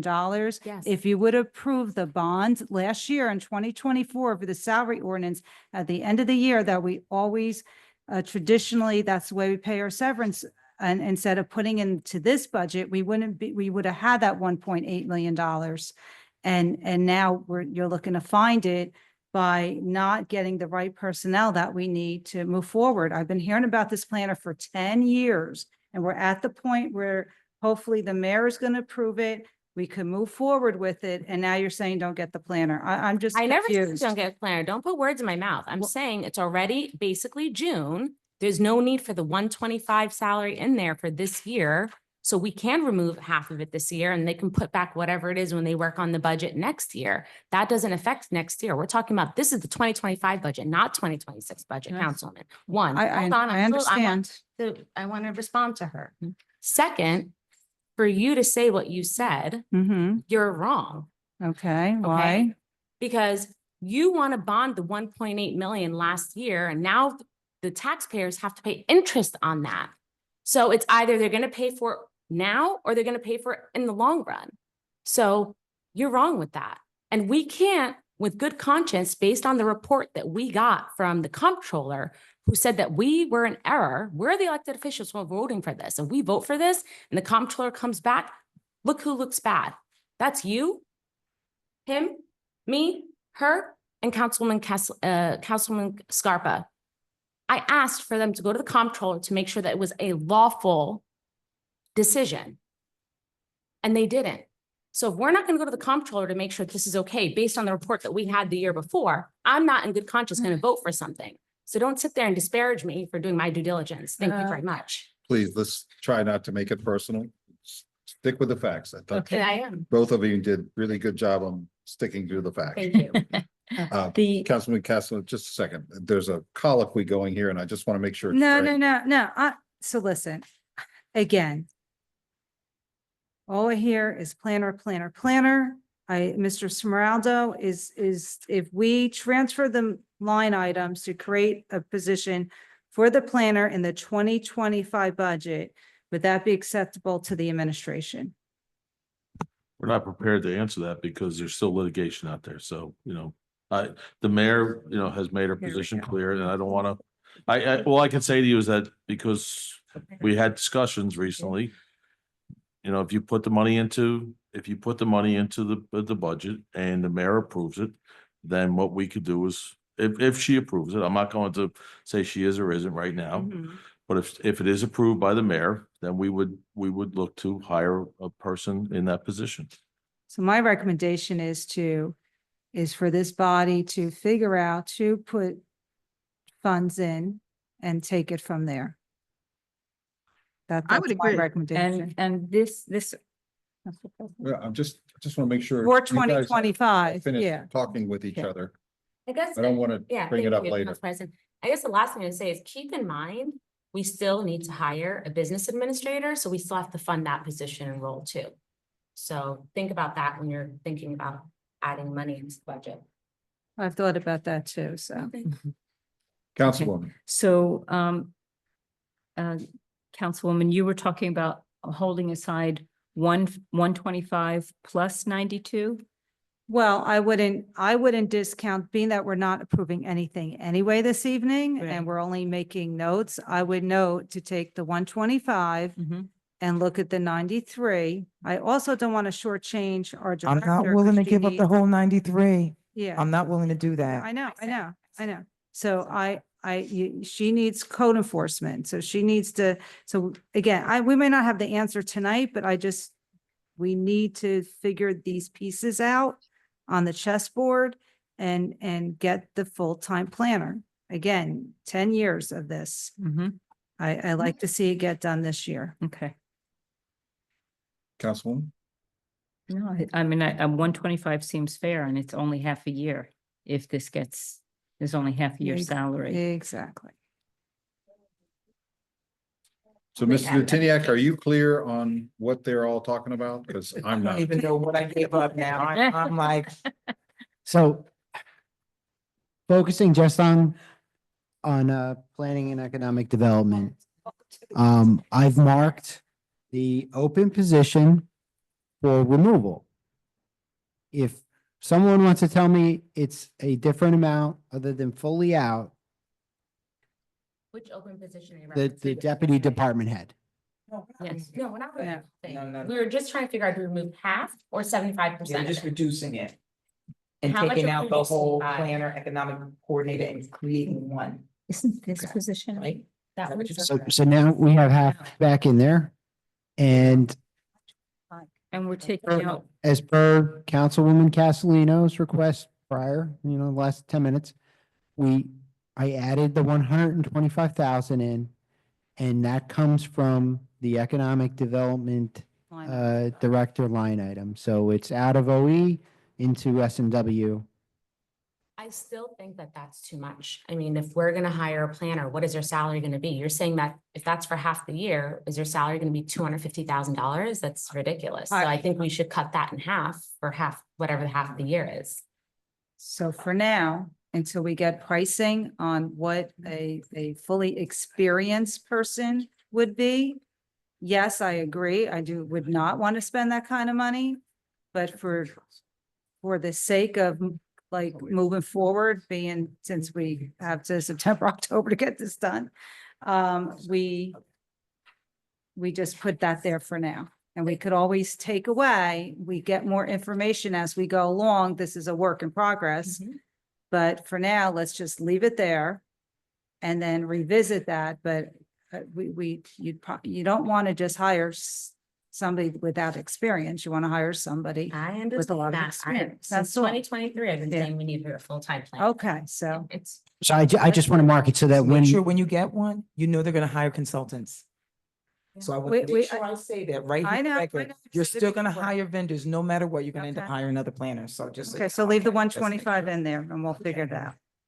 Just like every other town. so yeah, I wanted to just make sure that when we do go vote later on, in other sessions, that I have all of the changes, and then we could always change it anyway, Yes, we before you can. vote. So for now, I'm reducing the open position in half, cutting it in half from 92,530 to 46,265. And again, keeping that 125 in there, that came from the OE, account. So that's reflected on both sides. Thank you. So, Mr. Tiniak, Mr. Smeraldo, I was only involved with budgets for a decade. I always operated that you could not change the mayor's proposed budget without a vote. Well, it's not being changed. It's just, I'm just memorializing it so that when we go back at some point, we remember all of the suggestions that the council had. And so this is just for the council here so that later on we can revisit all these things. Okay. Okay. Have we drained I think it's page 55, Mhm. or is it 54, 53? Sorry. I have to. Housing code enforcement, you're on? Now we're on 54, which is planning and development director. So, We didn't go through that one in detail. We just spoke about it in the beginning. For the OA. No, we were on page 53, now it's 54. Remember, you started off on page 54 and talking about it, but we never went through it in detail. I'm just talking about the township. plan. Yeah, that's Okay, I it. thought we finished this. no, No. she talked about it. She You- said they're Okay, what fire is there to- inspectors. Oh, I'm not So reducing you anything talked here. about it already, but we didn't go, we Uh-oh. didn't get to go through and ask your questions. So if we have money for a township planner, then there's no point in keeping the 070 township planner line that's budget for 30,000. If we're keeping in the 125, I mean, again, we're not gonna get to reducing $1.8 million If we need somebody to do an ordinance or something, how are we gonna pay them? Like every ordinance that you guys come up with has to be reviewed by a planner. They have, so we it's only have because of the money that we're keeping keeping where? the deputy director half. of it. No, you said can't you were use that fine with a money. Quarter of it. No, Remember? no, but I'm talking about township planner should be somebody that we're using to do whatever ordinances we have from now to the end of the year. That's what I'm thinking. Correct. Even affordable housing, I don't even know how we're gonna pay that, which, Which we we gotta still pay- have to do. right, like, you can't reduce that. And I don't have any other questions on page 54 then. Does anyone else have any questions on page 54? No. That's no one. Right. Materials and supplies.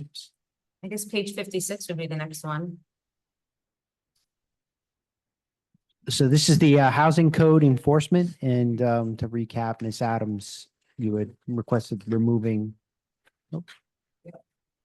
Wait. oh, just on the salaries and wages. We Oh, you're just saying- just to be clear that we will, Ms. Adams requested to remove that open position. Yes, I am willing to remove that open position because nothing from housing code enforcement, the department is gonna be removed at all.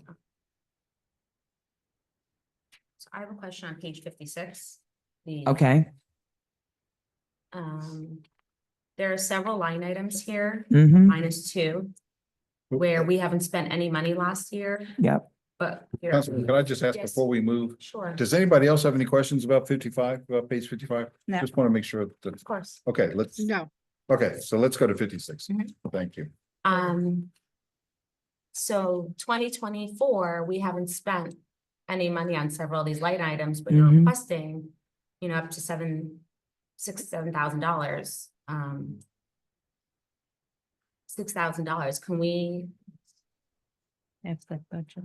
Well, get rid of? training courses and seminars, I can't reduce because we have to send them to that HQV training and it's very expensive. I think it's gonna be over 2,000. But we didn't send them last year. They didn't have to go last year because Okay, their so this is new certification, year. this is Okay. new. Cost $2,000, you thought like. that's- It's like $750 per person. I have four Okay. inspectors. understand. Okay. Right? So, and computer and printer supplies, like I said, that minutia of, when we do planning, zoning and code enforcement, like we all use the same supplies. But we're going to a new system, Unicity, and I don't know what that's gonna cost us as far as new equipment. Somebody's camera breaks, we need a new camera, digital camera.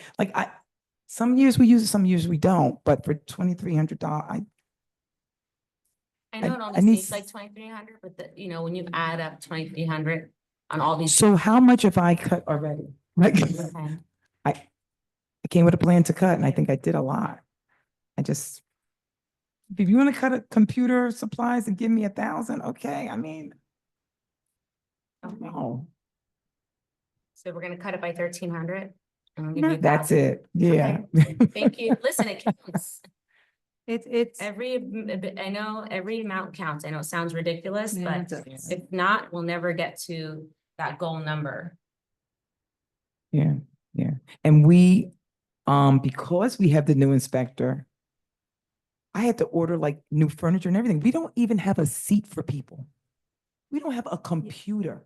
We don't have a phone. We need the money. So can I ask something?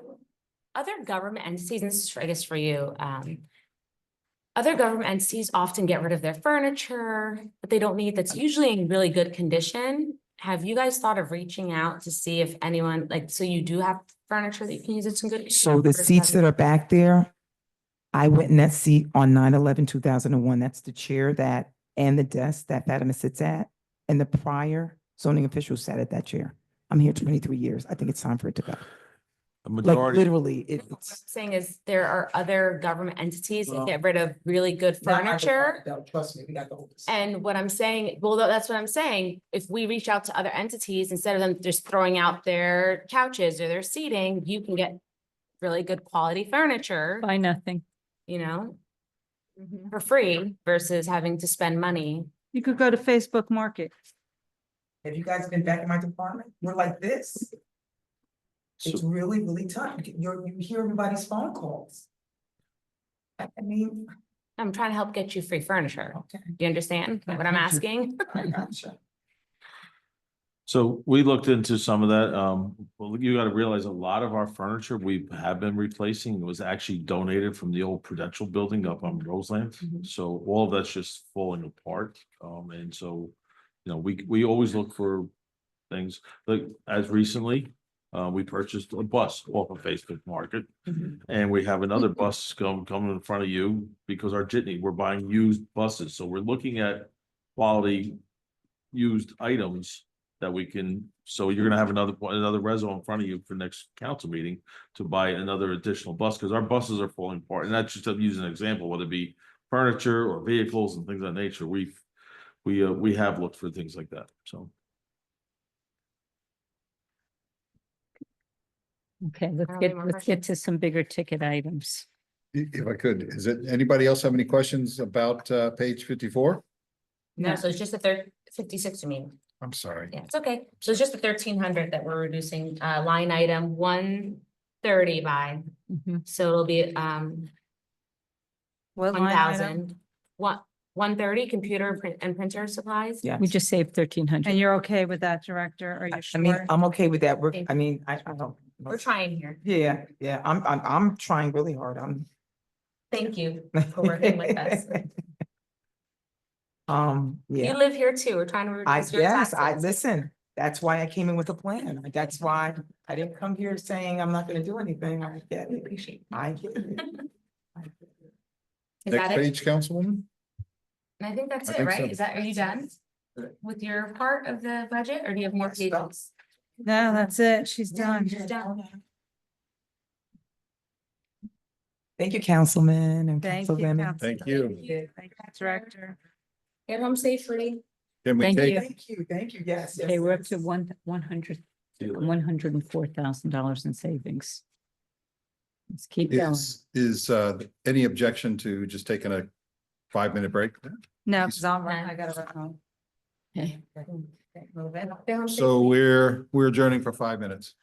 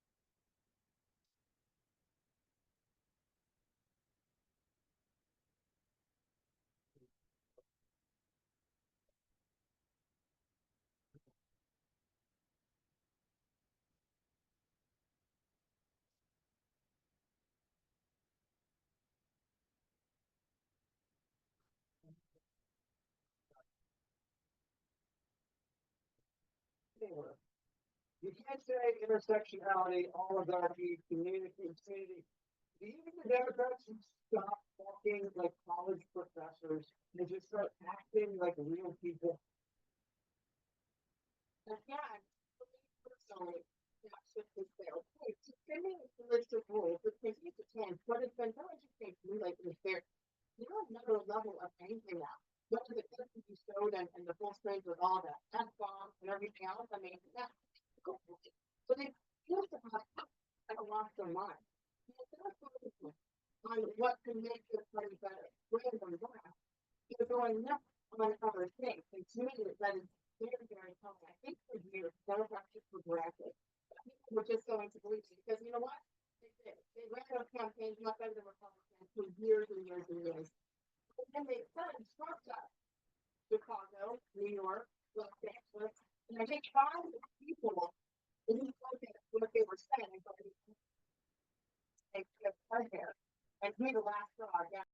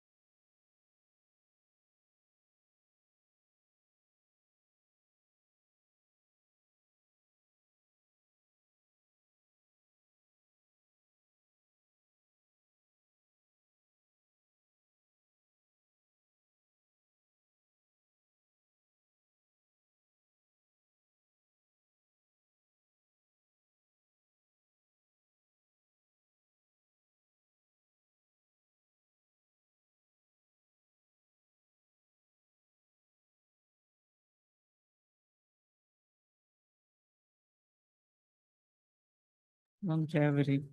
Can we get rid of that? Thank you for your patience, those in the Zoom audience. We are resuming the meeting. We had a short break. There was nothing Is wrong that okay? with your audio. At this time, I'd like to turn the meeting back over to Council President. Council President?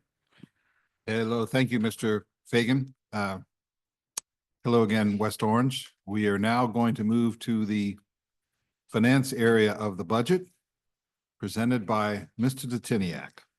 Thank you so much, Council President. Council, I'm going to talk about one item, and it's one very big item for the remainder of our time, and it's our municipal debt service. So for reference, our municipal debt service for 2025, including our NJ Infrastructure Bank loans that we have, represents a total appropriated amount of $11,820,791. I'm going to go through the four pieces here. The four biggest components of municipal debt service. So we're going to start with the payment of bond principal. And so sure, let me tell you. This is not in the budget. So it's in the budget. Yes. It's just in the budget summary. And I'm scrolling quickly because I'm trying to find it.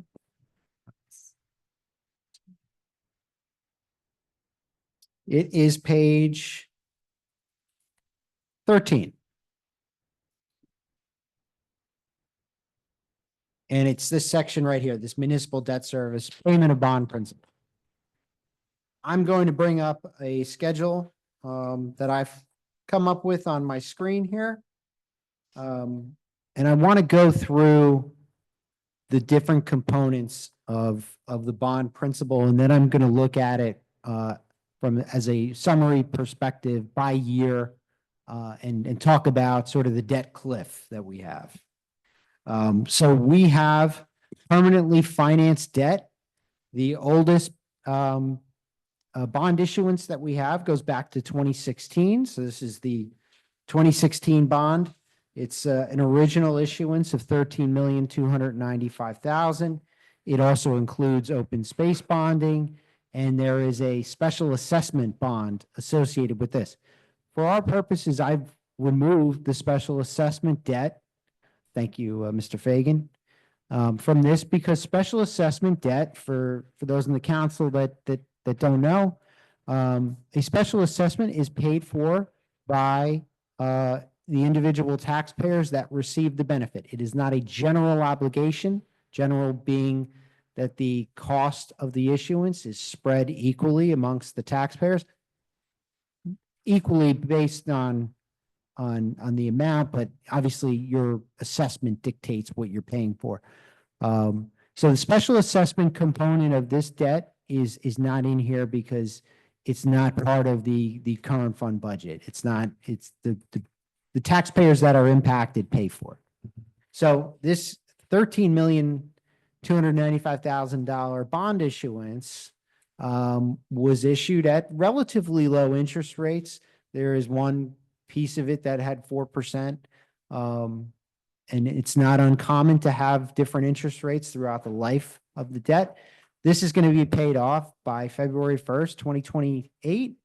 And we are going to pay, in total with the principal, it's a negative 475 because that's the open space piece. I added this at the end, but in total repayment, it's $15,857,000. So there's interest of $2,087,000 associated with this $13.7 million issuance. The next issuance that we are paying for is the 2017 general bond. This is going to be paid off again in 2028 as well. And it had a mixed interest rate of 2% going up to 2.25 starting last year in 2024, going up to 2.5 in 26 and 2.75 in 27, where it finishes off. Principal 8.8 million, interest of almost 3 million, for a total debt number of 10.1 million. Then we have our 2019 bond issued in August of 2019 for 7.6 million. And this will be paid off in 2030. Principal and interest together is 8.5 million. A year later, we issued another bond for $6.6 million in July of 2020. That bond goes out to 2032. And total principal and debt repaid over the life of the amortization is 7.5 million. This is a 2021 redevelopment bond issued in March of 2021. Again, variable rate, but still relatively low because at this time rates were low in the municipal bond market. This one carries out all the way to 2050. And because of that long amortization, the interest amount goes up and we are paying 9.2 million. Sorry. Just a quick question. Mr. Tiniak, if I recall correctly, this was a bond that we issued to pay for primarily the infrastructure for the downtown redevelopment. Correct. Phase 1 Edison Laws. Correct. And if I remember correctly, the redeveloper is supposed to provide half of the debt service. Is that correct? So we get that through the pilot. So that's the Edison Loft pilot debt repayment revenue. So that revenue is built into the anticipated revenue. It's not separate. It's through the pilot. Correct. Okay, thank you. We also did a bond for 9.1 million on July 29th of 2021. This particular bond was all at 2%. And over the life of the amortization, paying it off by 2037 is 10.7 million. There was a refunding bond done in June of 2021 on old debt. So there was some savings that was achieved by doing a refunding bond. It's basically like a refinancing, like you'd refinance your mortgage. That bond is paid off by 2026, and that was for 3.9 million, and we pay interest of 454,000. It retired callable debt.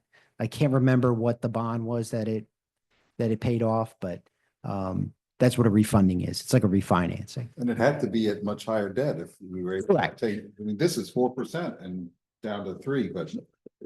Is correct. So Is this the next bond? this is the next bond. So the Okay. 2021, yeah, 4%, but it retired debt that was much higher. And when to do a refunding bond, you have to get the permission of the local finance board and you have to demonstrate the savings that you're going to get. And so it's not just a legislative process here, it's requires state approval. Now we get into the 2023A. So there's 2023A and B debt. This was issued in March of 2023 for 7.9 million. And obviously you can see the interest rates much higher. Rates had gone up sort of post-COVID. Good for your savings accounts, bad for the municipal bond market.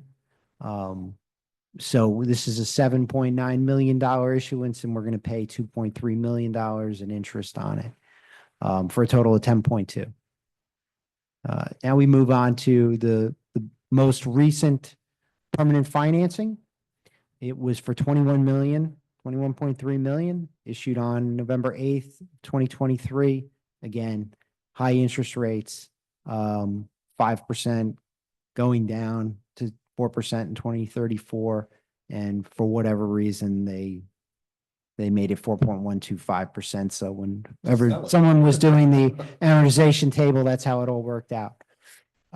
So this carries a very large interest expense of 7.2 million for a total repayment of 28.6 million. If rates come down, we will work with our financial advisor and look for opportunities to refund some of this debt. I don't have the particular debt in front of me. It has to become callable before we can go ahead and refund the bond. So, let's say it becomes callable in 2030. We couldn't refund it until then. So these debt instruments are called permanent financing. They're bonded. We have to repay these. There is no way around it. The only thing we can do is to do a refunding and hopefully save ourselves some interest.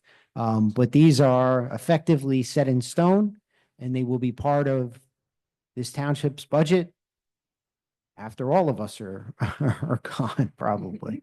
So now I want to go back to my summary by year. So I started with 2024 as my control for just permanently financed debt. and it was, 5,995,000 in current fund debt and open space debt, excluding the assessment debt. And this year, and it's on my my appropriated schedule, we have principal payments of 6,185,000 with interest payments of 1,952,000, year over year, $171,000 increase. If we look here at the chart and at the worksheet, and then we also look at the chart, we are going to have an opportunity in 2029 where the debt begins to fall off. So our principal payments are going to go down. So you can see year over year, 28 to 29 is a decrease of 2.2 million. And it's a smaller decrease. And then we start getting into larger and larger until we really hit 2038 is where the majority of our debt is paid off. So this is the first opportunity to really start to think about the debt, and what our options are, because we have to pay all this back. There is no getting around it. We have to pay all this principal back. There could be a reduction in the interest we pay back based on refunding, but we'd have to see when things become callable, and then what is the market like when those items are callable. It could be in 5, 6, 7 years. Interest rates in the bond markets could be like, the 1980s, and we're talking almost double digit. Hopefully that's not the case. Yeah, of course. So what you're reviewing right now and what's up on the screen is just the debt as of now. This doesn't include if we were to bond money this year and next year and every year like we have Correct. So historically. we'll throughout the years. we'll get to that in Okay, a little just bit, wanted but to- this is only as part of, our debt. Yes, right. Okay, this is not. Correct. This is Yep. not anywhere close to total. yep. Right. I just want clarification for the public so they're not, confused. Right. So this is the permanently financed, AKA the bonded debt as of today. And for the public's sake, when we go out and we issue debt and we sell bonds on the open market, we get our financial advisor together with our bond attorney, and we come up with, I'll show you an example of one. This is for a note, but it's called an OS, or official statement. I'm sure there's someone in the audience that knows what this is. And don't hold it against us that we're using S&P. So we go out and we get a rating from one of the rating agencies. The Township has traditionally used S&P because we feel that their rating structure has been more beneficial to us than the other big rating agency. So yeah, a lot of work goes into the issuance, and this document, as you can see, if you can, it's like 122 pages long, and there's all different financial statements in there, and then a lot of legalese and everything. And then, we have an auction, an electronic auction where, big companies put in bids on the debt, and that's how we sell debt. And it's to very large institutions, a Bank of America, Chase and all that. So that's the bonding process. And like I said, once you bond, you are generally locked in until you can do a refunding. And it's only when your debt becomes callable. So let me go back to my schedule here.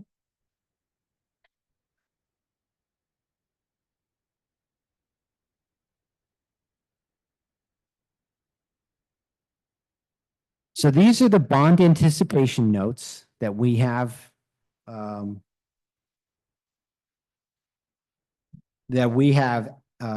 there right now. So what is a bond anticipation note, and how is it different from permanent financing? A bond anticipation note is short-term financing. So you can only have it for 1 year. And it's supposed to give us financing for our projects. So if we talk about the life of a capital ordinance, we come before the council with a bond ordinance that says we need $5 million and we're going to put down $100,000 and we're going to borrow the rest. And we go through the first reading, we go through a public hearing and a second reading.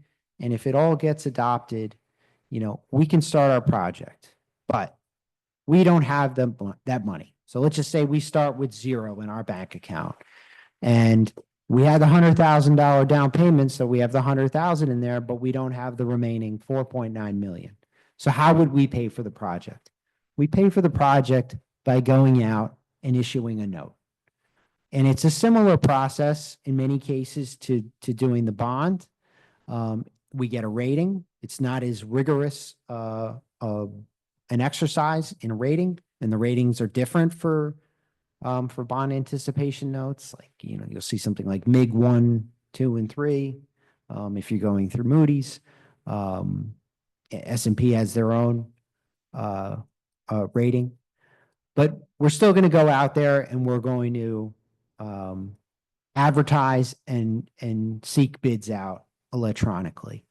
So let's say we go out there and we say, I want 4.9 million, and someone bids, Bank of America bids, and they say, I'll give you 4.9 million at 2.5%. And maybe another Jeffries says, I'll give you 5 million at 2.4% because they're going to give us premium. So we take in all the bids and we figure out what the net interest is on the issuance. So now we have our cash and we could spend the cash on the project. At some point, a year later, that note is going to come due. And that institution, Jeffries, is going to say, okay, you owe me 4.9 million plus 2.5% interest. And we have to pay that full amount. Well, how do we do that? Because we already spent the money on the project. So what ends up happening many times is we're going to issue another note. So we'll go ahead and go through this whole exercise and we're going to say, I need $4.9 million. And someone else, Bank of America, is going to give us, let's say, that 4.9 million, and they're going to say it's at 3% interest because rates have gone up. We get the money and we pay back Jeffries. Now, the interest, that 2.5% I mentioned, that comes from the taxpayer. So we don't increase the amount we ask for in the ban. The interest that we have to pay back these financial institutions, we raise in the budget. And so we have, we'll talk about the first note. This is band series 2024. Principal amount of $11,592,464. We issued this note.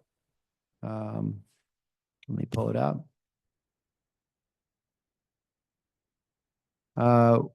We issued this note back in March of 2024.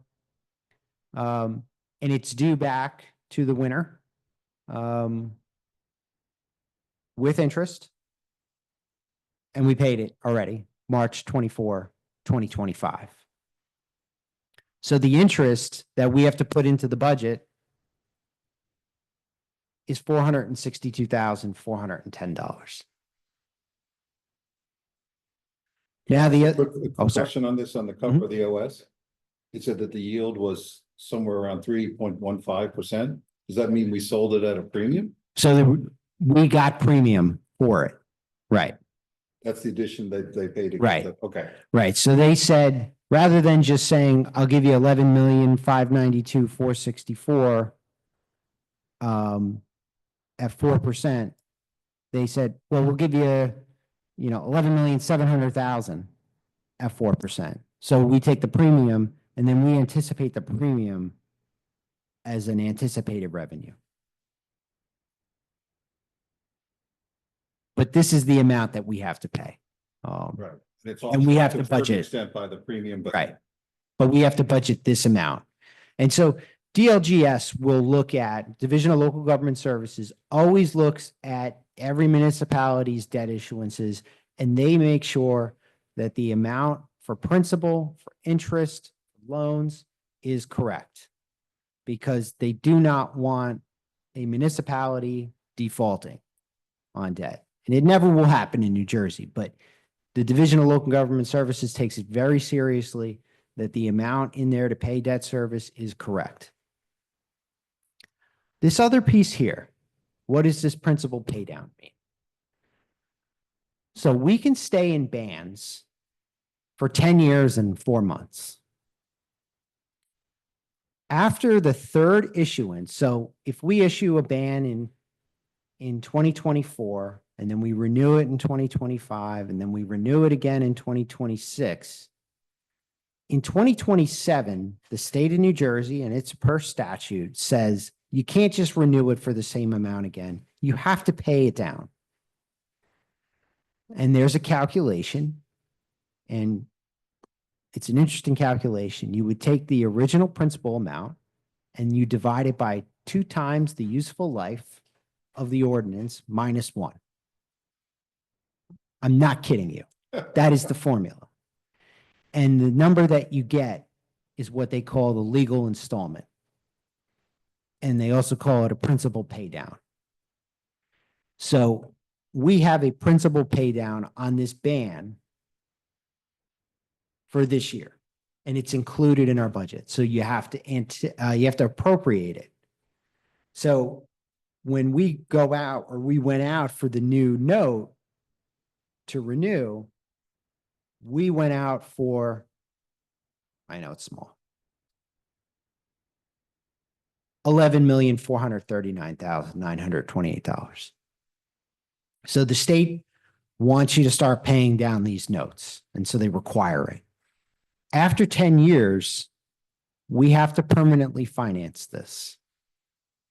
So what I've been looking at doing, and it's taking time because there's a lot of different variables, and I'm working with my FA, is do we have opportunities coming up to start paying down these notes using the principal pay down rather than going out and bonding and paying a lot more interest through the amortization? Because you know how a mortgage works, right? You know, it's like, oh, you're really getting hammered with that interest. So can we avoid the interest amortization of a bond issuance, which a bond issuance is also very expensive, and start paying down the bands that we have? We also have 2 sort of special cases, because one of our bands is linked to Rock Spring, where Green Acres money is going to come in, and we're trying to stay in bands so that as Green Acres money comes in, we're going to pay it down. So if we get $1,050,000 from Green Acres, it's not going to go in a general fund. It's going to go to pay down the debt. Because obviously we want to pay down the debt that we have. We don't want to be paying interest on that acquisition if we can get half the money for it. The other piece is 55 Lakeside. And, you know, when that deal closes, hopefully it does, the money that we get will be used to pay down the note that we took out to buy the property. So these numbers here, hopefully in the next couple of years, are going to go down purely for those reasons. But for the 2025 budget, this is what we have to budget for with these notes. So we have this massive $54 million note that 4% we're paying 2.1 million on. And we have principal pay down required by the state of New Jersey of 406,000. The final note that I want to talk about is the special emergency note. And the special emergency note is related to the previous year's accumulated sick and vacation payouts. These notes have an aggressive principal pay down because pursuant to the special emergency, we have to pay them down within 5 years. So this is going to get paid down in the next few years, simply because state statute says you have to pay it down within 5 years. But these are stacked.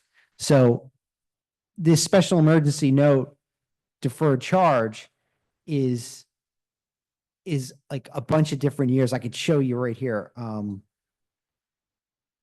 In the budget, oops, that's the wrong.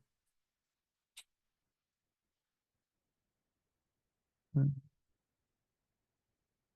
don't know why I'm looking at the screen. I just look at my own computer. It's probably easier. Okay.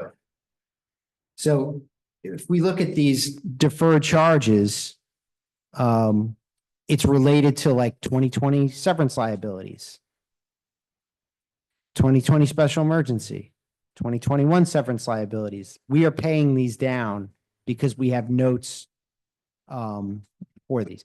The Question. While you're on this page, what are you anticipating our severance liabilities are going to be this year for 2025? I know there's some big payouts expected. So, we're probably looking at $500,000-$600,000 by the end of the year. Just off the top of my head.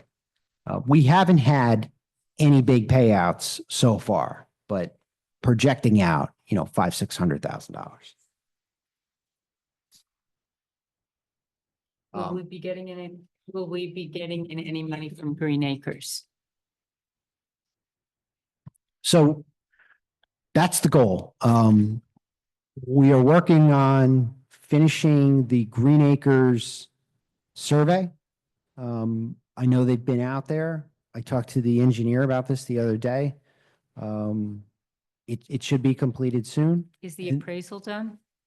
Well, I don't know if the interim BA can talk about this. There's one that we have on file from a couple of years ago when we purchased the property, but we currently have Mr. Hendricks looking at the appraisal report. So that's not completed yet. We had a meeting with him the other day and he's working on it. So once we have it, then, obviously it becomes available. Didn't the council authorize 2 different appraisals Yes. for this property some time ago? Yep. Our council. Yeah.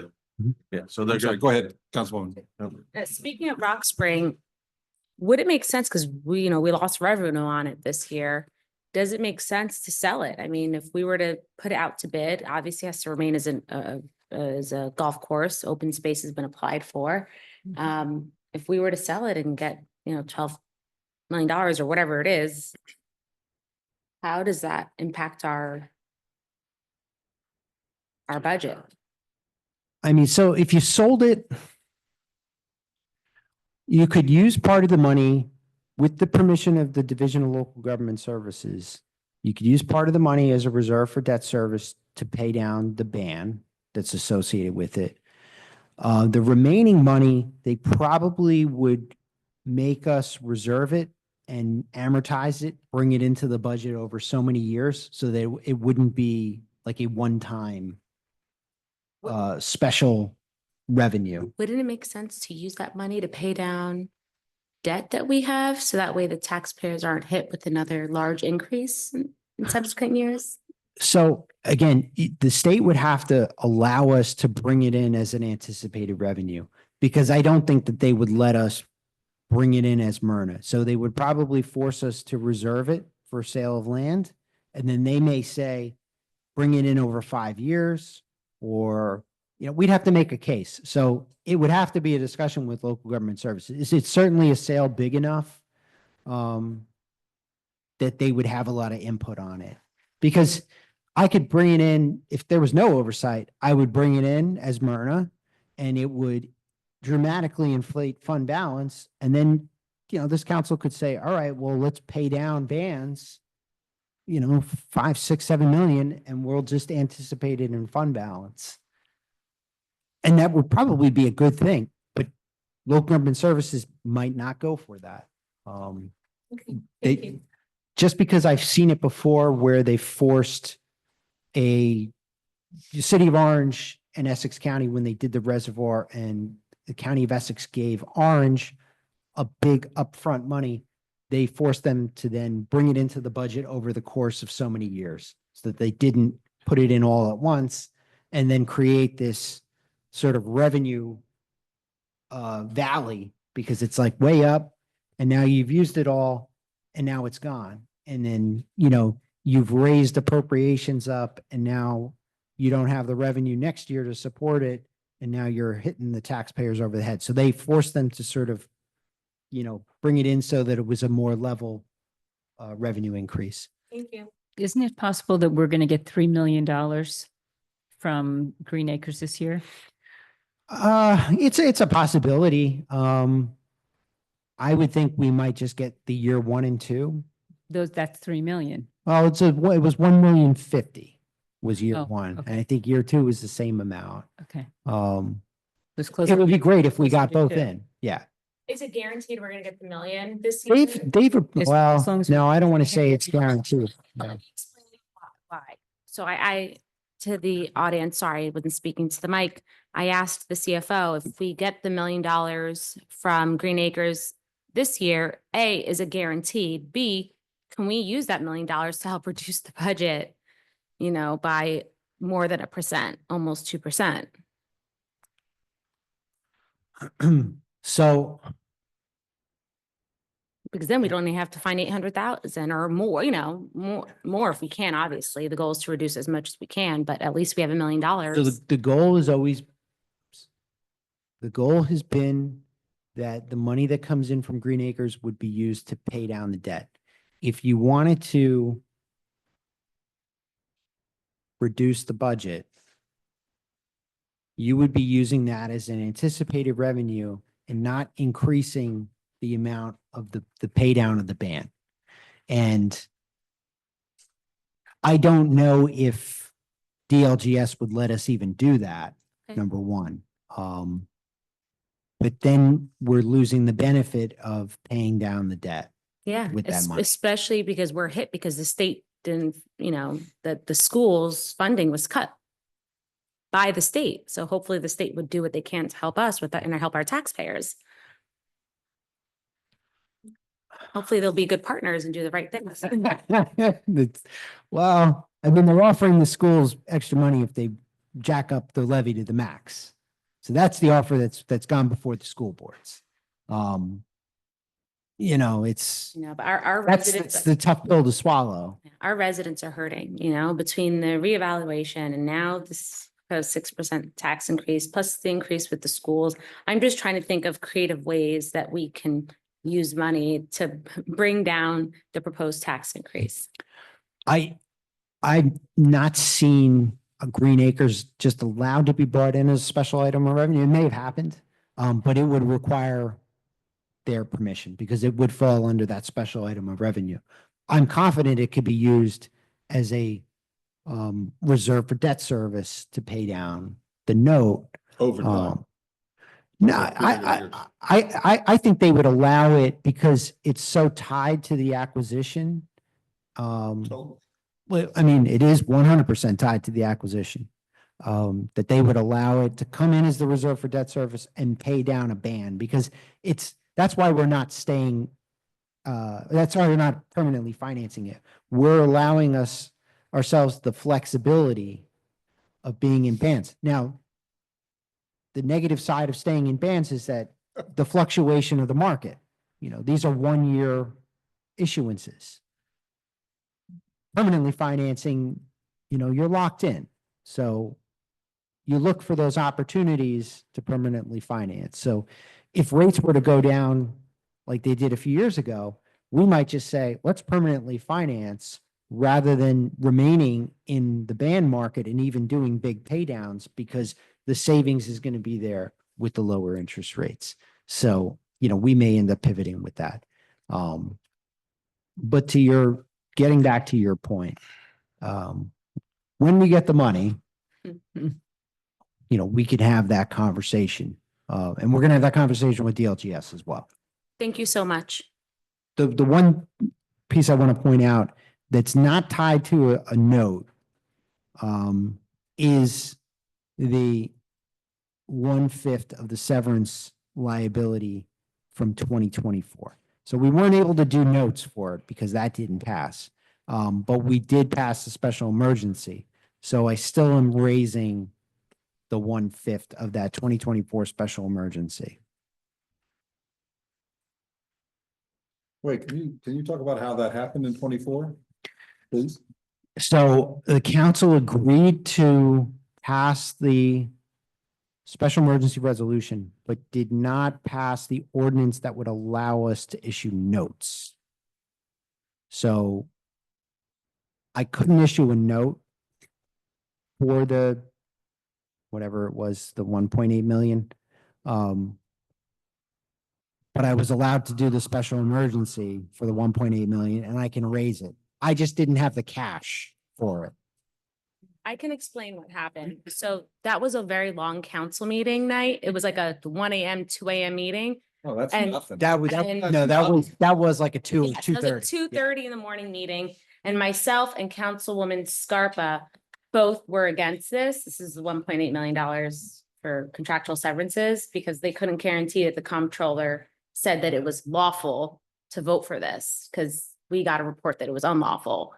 And so therefore, because it was so late, I apologize. I didn't pay attention. I voted yes, and so did Scarpa. But then when it came to the resolution, that failed. So therefore it failed and we didn't bond the 1.8 million, correct? So that's what happened. That's why we shouldn't have meetings after midnight or really 11. So even though you didn't borrow the money, you still have to pay back basically 1/5. We still have to raise it, yeah. Okay. Yeah, so we put it in as an emergency because otherwise we would have been overexpended in the trust. And if we were overexpended in the trust, we would have been forced to raise the entire amount. So the emergency resolution saved us from that respect, but we're not allowed to borrow the cash to fund the 1.8. So we've really funded it out of our own current cash flow, funds. yeah. Yeah. Yeah. The last piece I want to talk about, because I know it's after 9 and I'm starting to lose my voice anyway, is the authorized but not issued. And this is part of our net debt. So anytime we pass an ordinance, even if we haven't spent a dime, if the council adopts an ordinance and there is an amount that is authorized to be borrowed, it adds to our net debt. So it's a very conservative system that says you have the capacity to borrow this. So even if I haven't borrowed anything, I haven't spent anything, it's still part of our net debt. So I want to show what we have authorized out here that we have not issued either permanent financing, a bond, or a note for. So the top piece here is everything related to the joint meeting. So as members of the joint meeting, we frequently have to do ordinances to pay for the amount that we've been assessed for the joint meetings capital projects.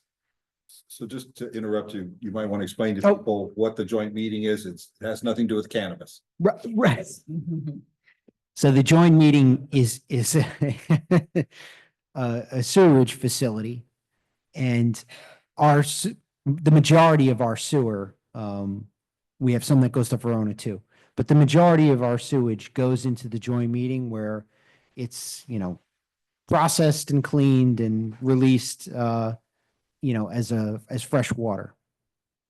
So we pay, and it's part of our current fund budget, we pay an operational amount. And then when the joint meeting authority, so it's a state authority, does a capital program, it assesses all of its members. Some municipalities go ahead and raise that. We can talk about Millburn. Millburn goes ahead and puts that into their current fund budget. So they prepare for it and they reserve amounts every year for joint meetings. So that when joint meeting says, hey, we need $3 million for this capital project, they have it on hand. And so they won't have to go out and borrow and be part of a bigger issuance with the NJI Bank. Just to follow up on that, Millburn does not carry debt. Is that correct? They didn't carry debt until this year. Oh. They are carrying debt now related to the renovation of Town Hall. So they bought a building and they're temporarily staged in that building for the next year and a half, 2 years. And then they have debt related to the renovation of Town Hall, and they're doing new council chambers and courtroom and all that. And then I think they may have had to issue debt for the Playhouse because they took that over. They own that. That's right. And they pay their assessments. They don't borrow to. Correct. So they reserve. They have a smaller number. Right. So they reserve their assessments. They also, again, up until recently, they've always done a pay as you go where they'll say, we're going to put $1 million towards a fire truck, or let's say $500,000 towards a fire truck. And then after 4 years, they got $2 million and now they can buy the fire truck. So they do pay as you go financing. So the joint meeting authorizations, we have not borrowed because we don't borrow until we're told to. A piece of this is related to a project that the joint meeting has done to bolster its infrastructure from flooding. So if the sewage facility floods and the power goes out, that's a real problem for everybody. So they've done a lot in the last few years to sort of prevent future flooding, the 100-year type floods. Hopefully, 90% of that is going to get picked up by FEMA. And if that happens, we're going to end up canceling a big part of this authorization and then only having to go out for the 10% that they need. I don't know when that's going to happen. I've only been in touch with the financial advisor for the joint meeting because they call all the entities, and that was the conversation that we had. So, fingers crossed, FEMA is going to pay for a lot of the joint meetings capital, and then they're going to tell us, okay, out of the 18.8 million you have authorized, maybe you only need to pay us 2 million, for instance. But for now, we are going to carry these as authorized, as because joint meeting tells us this is what you need to do. So we've done it. But hopefully in the future, we're not going to have to issue 18.8 million in joint meeting debt. The other piece here, these are all of our ordinances. Yes, we will cancel this ordinance 254418. There was leftover from when they permanently financed this ordinance, and it's still being carried. But these other projects, the 221s and the 24, we have not issued any debt for. And, we just haven't needed the cash flow really for these. This is the most recent one that was done at the end of last year. Or no, maybe September, I think we did this one. So we haven't needed to fund these projects. We have sufficient cash flow in the general capital from our other issuances. I have a question for you. So I noticed we bonded money for the sewer last year. Did you get a chance to speak to the water company to see if we can move to usage-based model, just because that what was promised from our previous CFO and it was never delivered? And we have residents that ask us constantly because the fee is very high. Right. So I haven't spoken to the water company. I spoke to our soon-to-be new partners, Edmonds, and we have a discussion about this, and it can be done with Edmonds, utilizing American water data. With our current Munidex system, it cannot be done. It just simply cannot interface. We don't have the right. Is it because it's antiquated? Yes. Okay. And it's the block and lot structure that we have set up. They don't have a solution to cross-reference with the account IDs that American Water does. Edmonds can, and they've done it plenty of times in the past. So how soon can we get that data So from Edmonds? Edmonds is not going to be online until the end of Q1 2026. That's our transition. That is the fastest that Edmonds can do it. They are a company that is growing exponentially every year, and there's a long transition wait. And I've begged and pleaded to get our tax system done even before that, to no avail. And I mean, we're going to be a big client for them, and still, they just don't have the bandwidth to take us on until then. I mean, we've started the process. I have a weekly meeting with Edmunds talking about the transition, but they will not have us up and running until the end of Q1 2026. So unfortunately, there won't be any anticipated changes until next year with So- sewer. For 2025, we have updated bedroom data due to the revaluation. Mhm. So that should be more accurate because we've had inspectors in, I'm not going to say every property because they don't get into every property, but hopefully we have more accurate bedroom data. That's sort of our option right now. Okay. We just can't interface Munidex with American Water. So Thank you. Councilwoman Castellino has a question from above. Yes, thank you, Council President. So, Mr. Detiniak, thank you for the explanation. So with the joint meeting, are those bonds, are those ordinance items, are they included in your debt ratio statement Yes. currently? So Yes. if FEMA does come in to save the day, that would significantly lower our debt ratio, correct? So it'll cut it down. It'll cut it down. Yes. So we would have to take action you would have to take action and cancel these ordinances, as per joint meeting and bond council would direct. But it would reduce the net debt. If we just look at what we have, like sort of recapping, authorized but not issued total right now is 39,961,000. Our current bans, as of 12/31 is 71 million in bans. And then we have, what do we have remaining in?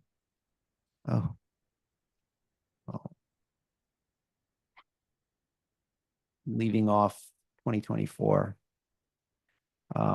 It was 170 million and change at the end of last year. Yeah. That's what you're looking for. So we have 60,349,000 in bonds, including the open space bonds. I'm not counting the assessment bonds because again, those taxpayers that have been assessed, whether it was a sewer or some sewer connections.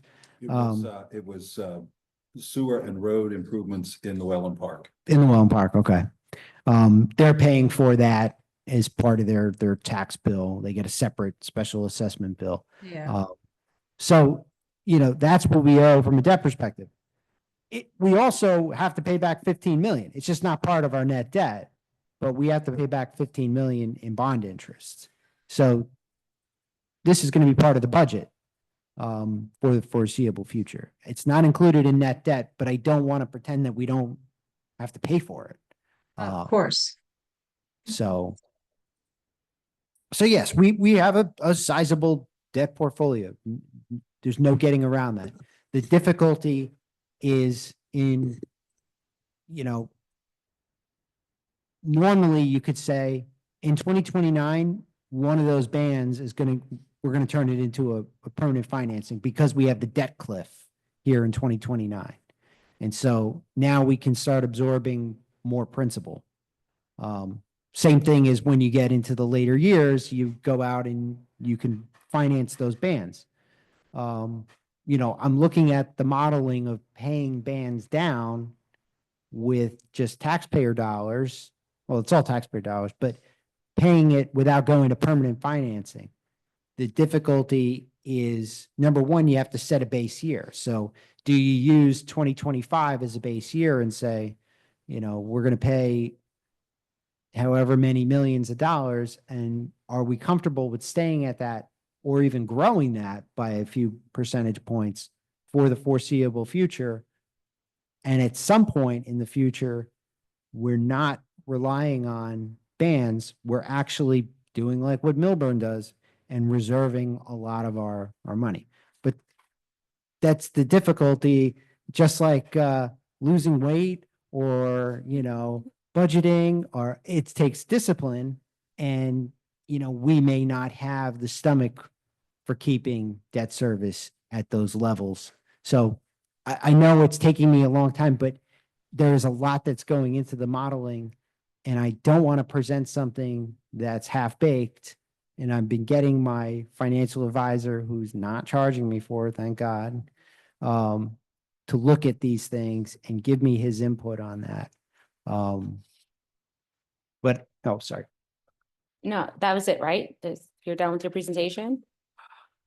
It seems like you were closing. I was gonna say I something. was, and I was so close to my closing. No, go ahead. I just I'm done. thank you, and this is my third year, and in the first 2 years, we never got such a detailed explanation or breakdown like this. So to see your graphs, to see your charts, see your Excel sheet, and then your explanation that you've, broken down in layman terms, I appreciate it. And I just want to say thank you. So the one piece that, again, we need to figure out then, and you brought it up earlier, Councilman Gabor Michael, and this whole council has mentioned it in many of the past meetings, is figuring out then what the annual authorization needs to be as part of this plan. Mhm. And that's the difficult part, because early on, it might not be enough. Authorizing only a couple $1 million for our size and our needs might not be enough, will not be enough. So that's the other factor that goes into this, the ongoing needs. I can't just worry about paying off the things that we've done. We are going to continue to do things. And that's part of this equation too. Mhm. And I don't have an answer for it tonight. But it's part of what we're looking at. Excuse me, I still have another question. Please go ahead, Councilwoman. Thank you. Mr. Teniak, can you go back to that chart with where the joint meeting was on top and then we had the other items on the bottom? Please. Sure. So you're talking about, so when you got to the middle of the bottom tier with the capital, so as we know, we do have some capital projects still out there, such as that Lafayette Park. What other items still have been completed or just hanging out there? Like, are you going to either cancel the projects or bring them to us? Or how are we going to proceed with projects that we have ordinances on that are not completed yet? What are So your thoughts on that? Lafayette Park is part of that $54 million bond anticipation note. It is part of that particular issuance. So we have the cash for that one. Okay. Big picture, though, I understand what you mean, is we do need to review old projects and cancel out or reallocate, depending on what our needs are, and sort of just do a cleanup. And our auditors have recommended it. They not only recommended the grants, to look at grants, but they've also talked about going back and looking at ordinances. So that is definitely an exercise that we're going to have to do. And if we have things just sort of hanging out there that the project is not going to happen, or it's done, or whatever, we can do some cleanup and either put them to something new or go ahead and cancel them. I will say, if it's a ban and you cancel a project that you have an outstanding note for, we would not renew the note for the amount that we've canceled. So it essentially pays it down. Still pay interest on the original issuance, but you would just renew it for less. If you have a project that's fully funded by permanent financing and it's canceled, that money can go back into fund balance, and then it can be used as a revenue. If you wanted to pay down, more debt, you'd have that revenue available to use. Okay. All right, thank you. And I echo my colleagues' comments. I really appreciate the extended information that you've been giving us and breaking all this down. It has been refreshing and informative, so thank you. I'm done now, Council President. Thanks. Thank you. can I have one more? Sure, I've got a Statement couple to make? questions, but please go ahead. Okay. The amounts that I've talked about, there's really, there's no negotiating these numbers. Like you can't, I'm trying to say this in the nicest way possible. I have to make this payment. There are a few things as a CFO I can do without your approval, and one of them is pay debt. So I would pay the bonds, I would pay the interest on the notes for whatever it would need to be. So there, you can't, and even the principal pay down. Now, principal pay down, you could say you want more. Yes. You could say you want more. You can't say you want less than what's required. Where are we gonna find the more? And you've already made a payment this year. Yes. But you could say that you want more. Yes, and the dynamic of that is the more principal you pay down, especially early, the lower your interest costs on the bands. Correct. That's the big benefit, but as you pointed out about discipline, you gotta be disciplined and what is it? What's the phrase? Delayed gratification, Yes. as opposed to everybody So- coming and saying, borrow for my project now. Yeah. Right. We I have a should be question. focusing So, on needs, Oh, hold not on wants. just a second, hold on a second. Councilwoman Scarpa? Please. yeah, so given that, how quickly are we going to look at review old projects? Because that seems to be the way to do it. Review old and reallocate funds. We could start looking at it now. I mean, I think we The- should. The The- old projects? all projects, Yeah. yeah. Mhm. Every project we should be looking at and prioritizing. And it's a multi-part process because in some cases, like Lafayette Park, we've already borrowed the money. Correct. So we need to decide if we're not going to do the project. And I'm not talking about Lafayette because I think it's a great project. Just want to make sure everybody's clear, but there are probably other things that we've already borrowed for that the money is sitting somewhere that we can't earn hardly any interest on because of state law, or federal law, I guess. Federal, yeah, the arbitrage law. And, Mhm. but we can get to it. Reallocate. Well, we have to get a list of all of these different aspects and I'm sure it's gonna be a total pain because that's not as easy to pull together as the information you've pulled together here, but that's what we need to look at to start trying to figure out. There's a good audit schedule that we can, we can sort of copy where it gives you the balance of the ordinance and then tells you, is it financed by permanent financing? Is it financed by notes or it's, authorized but not issued at this point? So I could try to mirror that and that probably will give you all the information that you'd want in one schedule. Because then you could see what's unspent and then, what's funded and what's not. So And we'd have to match that with the actual bond ordinance, which actually said what we were going to borrow it for, right? You're just talking about numbers, but we need to get the spending or the project. right. portion as So, well. so like if, even when you look at, like a ban issuance, they'll give you like, here you go. You got acquisition of Rock Spring. This is the 11 million. So it'll give you the ordinance number and it takes the description from, No, that says gold course. Did we actually buy a gold course? Because now we can take care of all of our debt. This is great news. I never read the OS. problem solved. Wow, it's quite a typo. I didn't, It happens to the best of us. I didn't write this, so. So It was all of gold for somebody. the bonds that Not us. were borrowed, they have to be spent for that particular project? Unless we change it, unless we as a council change it. Right, and Right. what is the process of changing it? So if you're going to reallocate, you're gonna have to do a new ordinance. If you cancel funded projects, I've seen it done as a resolution.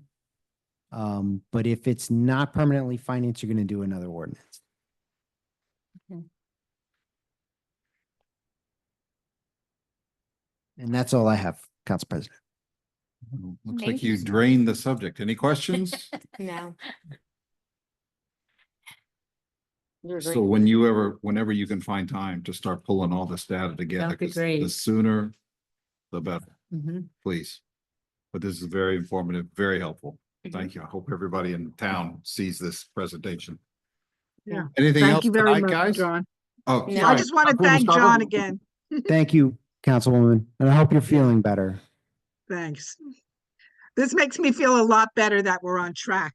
Can't Well, tell you how much better. Should I make a That motion to helps. adjourn? Well, what I would like to I- do, Never mind. before you do, just, I'll save it for you, but I just want to give the details of the next meeting.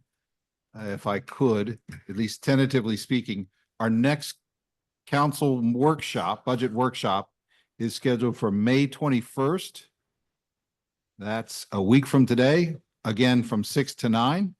And we plan, subject to perhaps change, to go over the budgets for the health department, recreation, engineering, and public works. So if we fit all of those in 3 hours, I'll be very pleased. May 21st. Council President, I just sent back to the clerk's office to No. publish that as the notice, and I'm gonna let the directors know Okay. so that now that we've agreed on the, And I would like all the council people to take a look at that, at Mr. Smeraldo's memo that went out. Yes. And just to make sure you guys are okay with the areas of interest that we're going to go over and that sort of thing. So maybe we can send it out tomorrow, if that's okay. I'll rely on Dina. She's doing an outstanding job. with Well, this. we need a, I make we a need a mo- drum roll. I make a motion to adjourn the meeting. Do I have a second? Second. All those in favor? I, Bye. Bye. I missed the meeting for you guys. next week I have to join virtually as well and then Okay. come in when I'm done with my session. 5:30 Okay. here? Okay. Thank you, everyone. Thank Thank you. You had fun. Mr. Fagan, are we finished?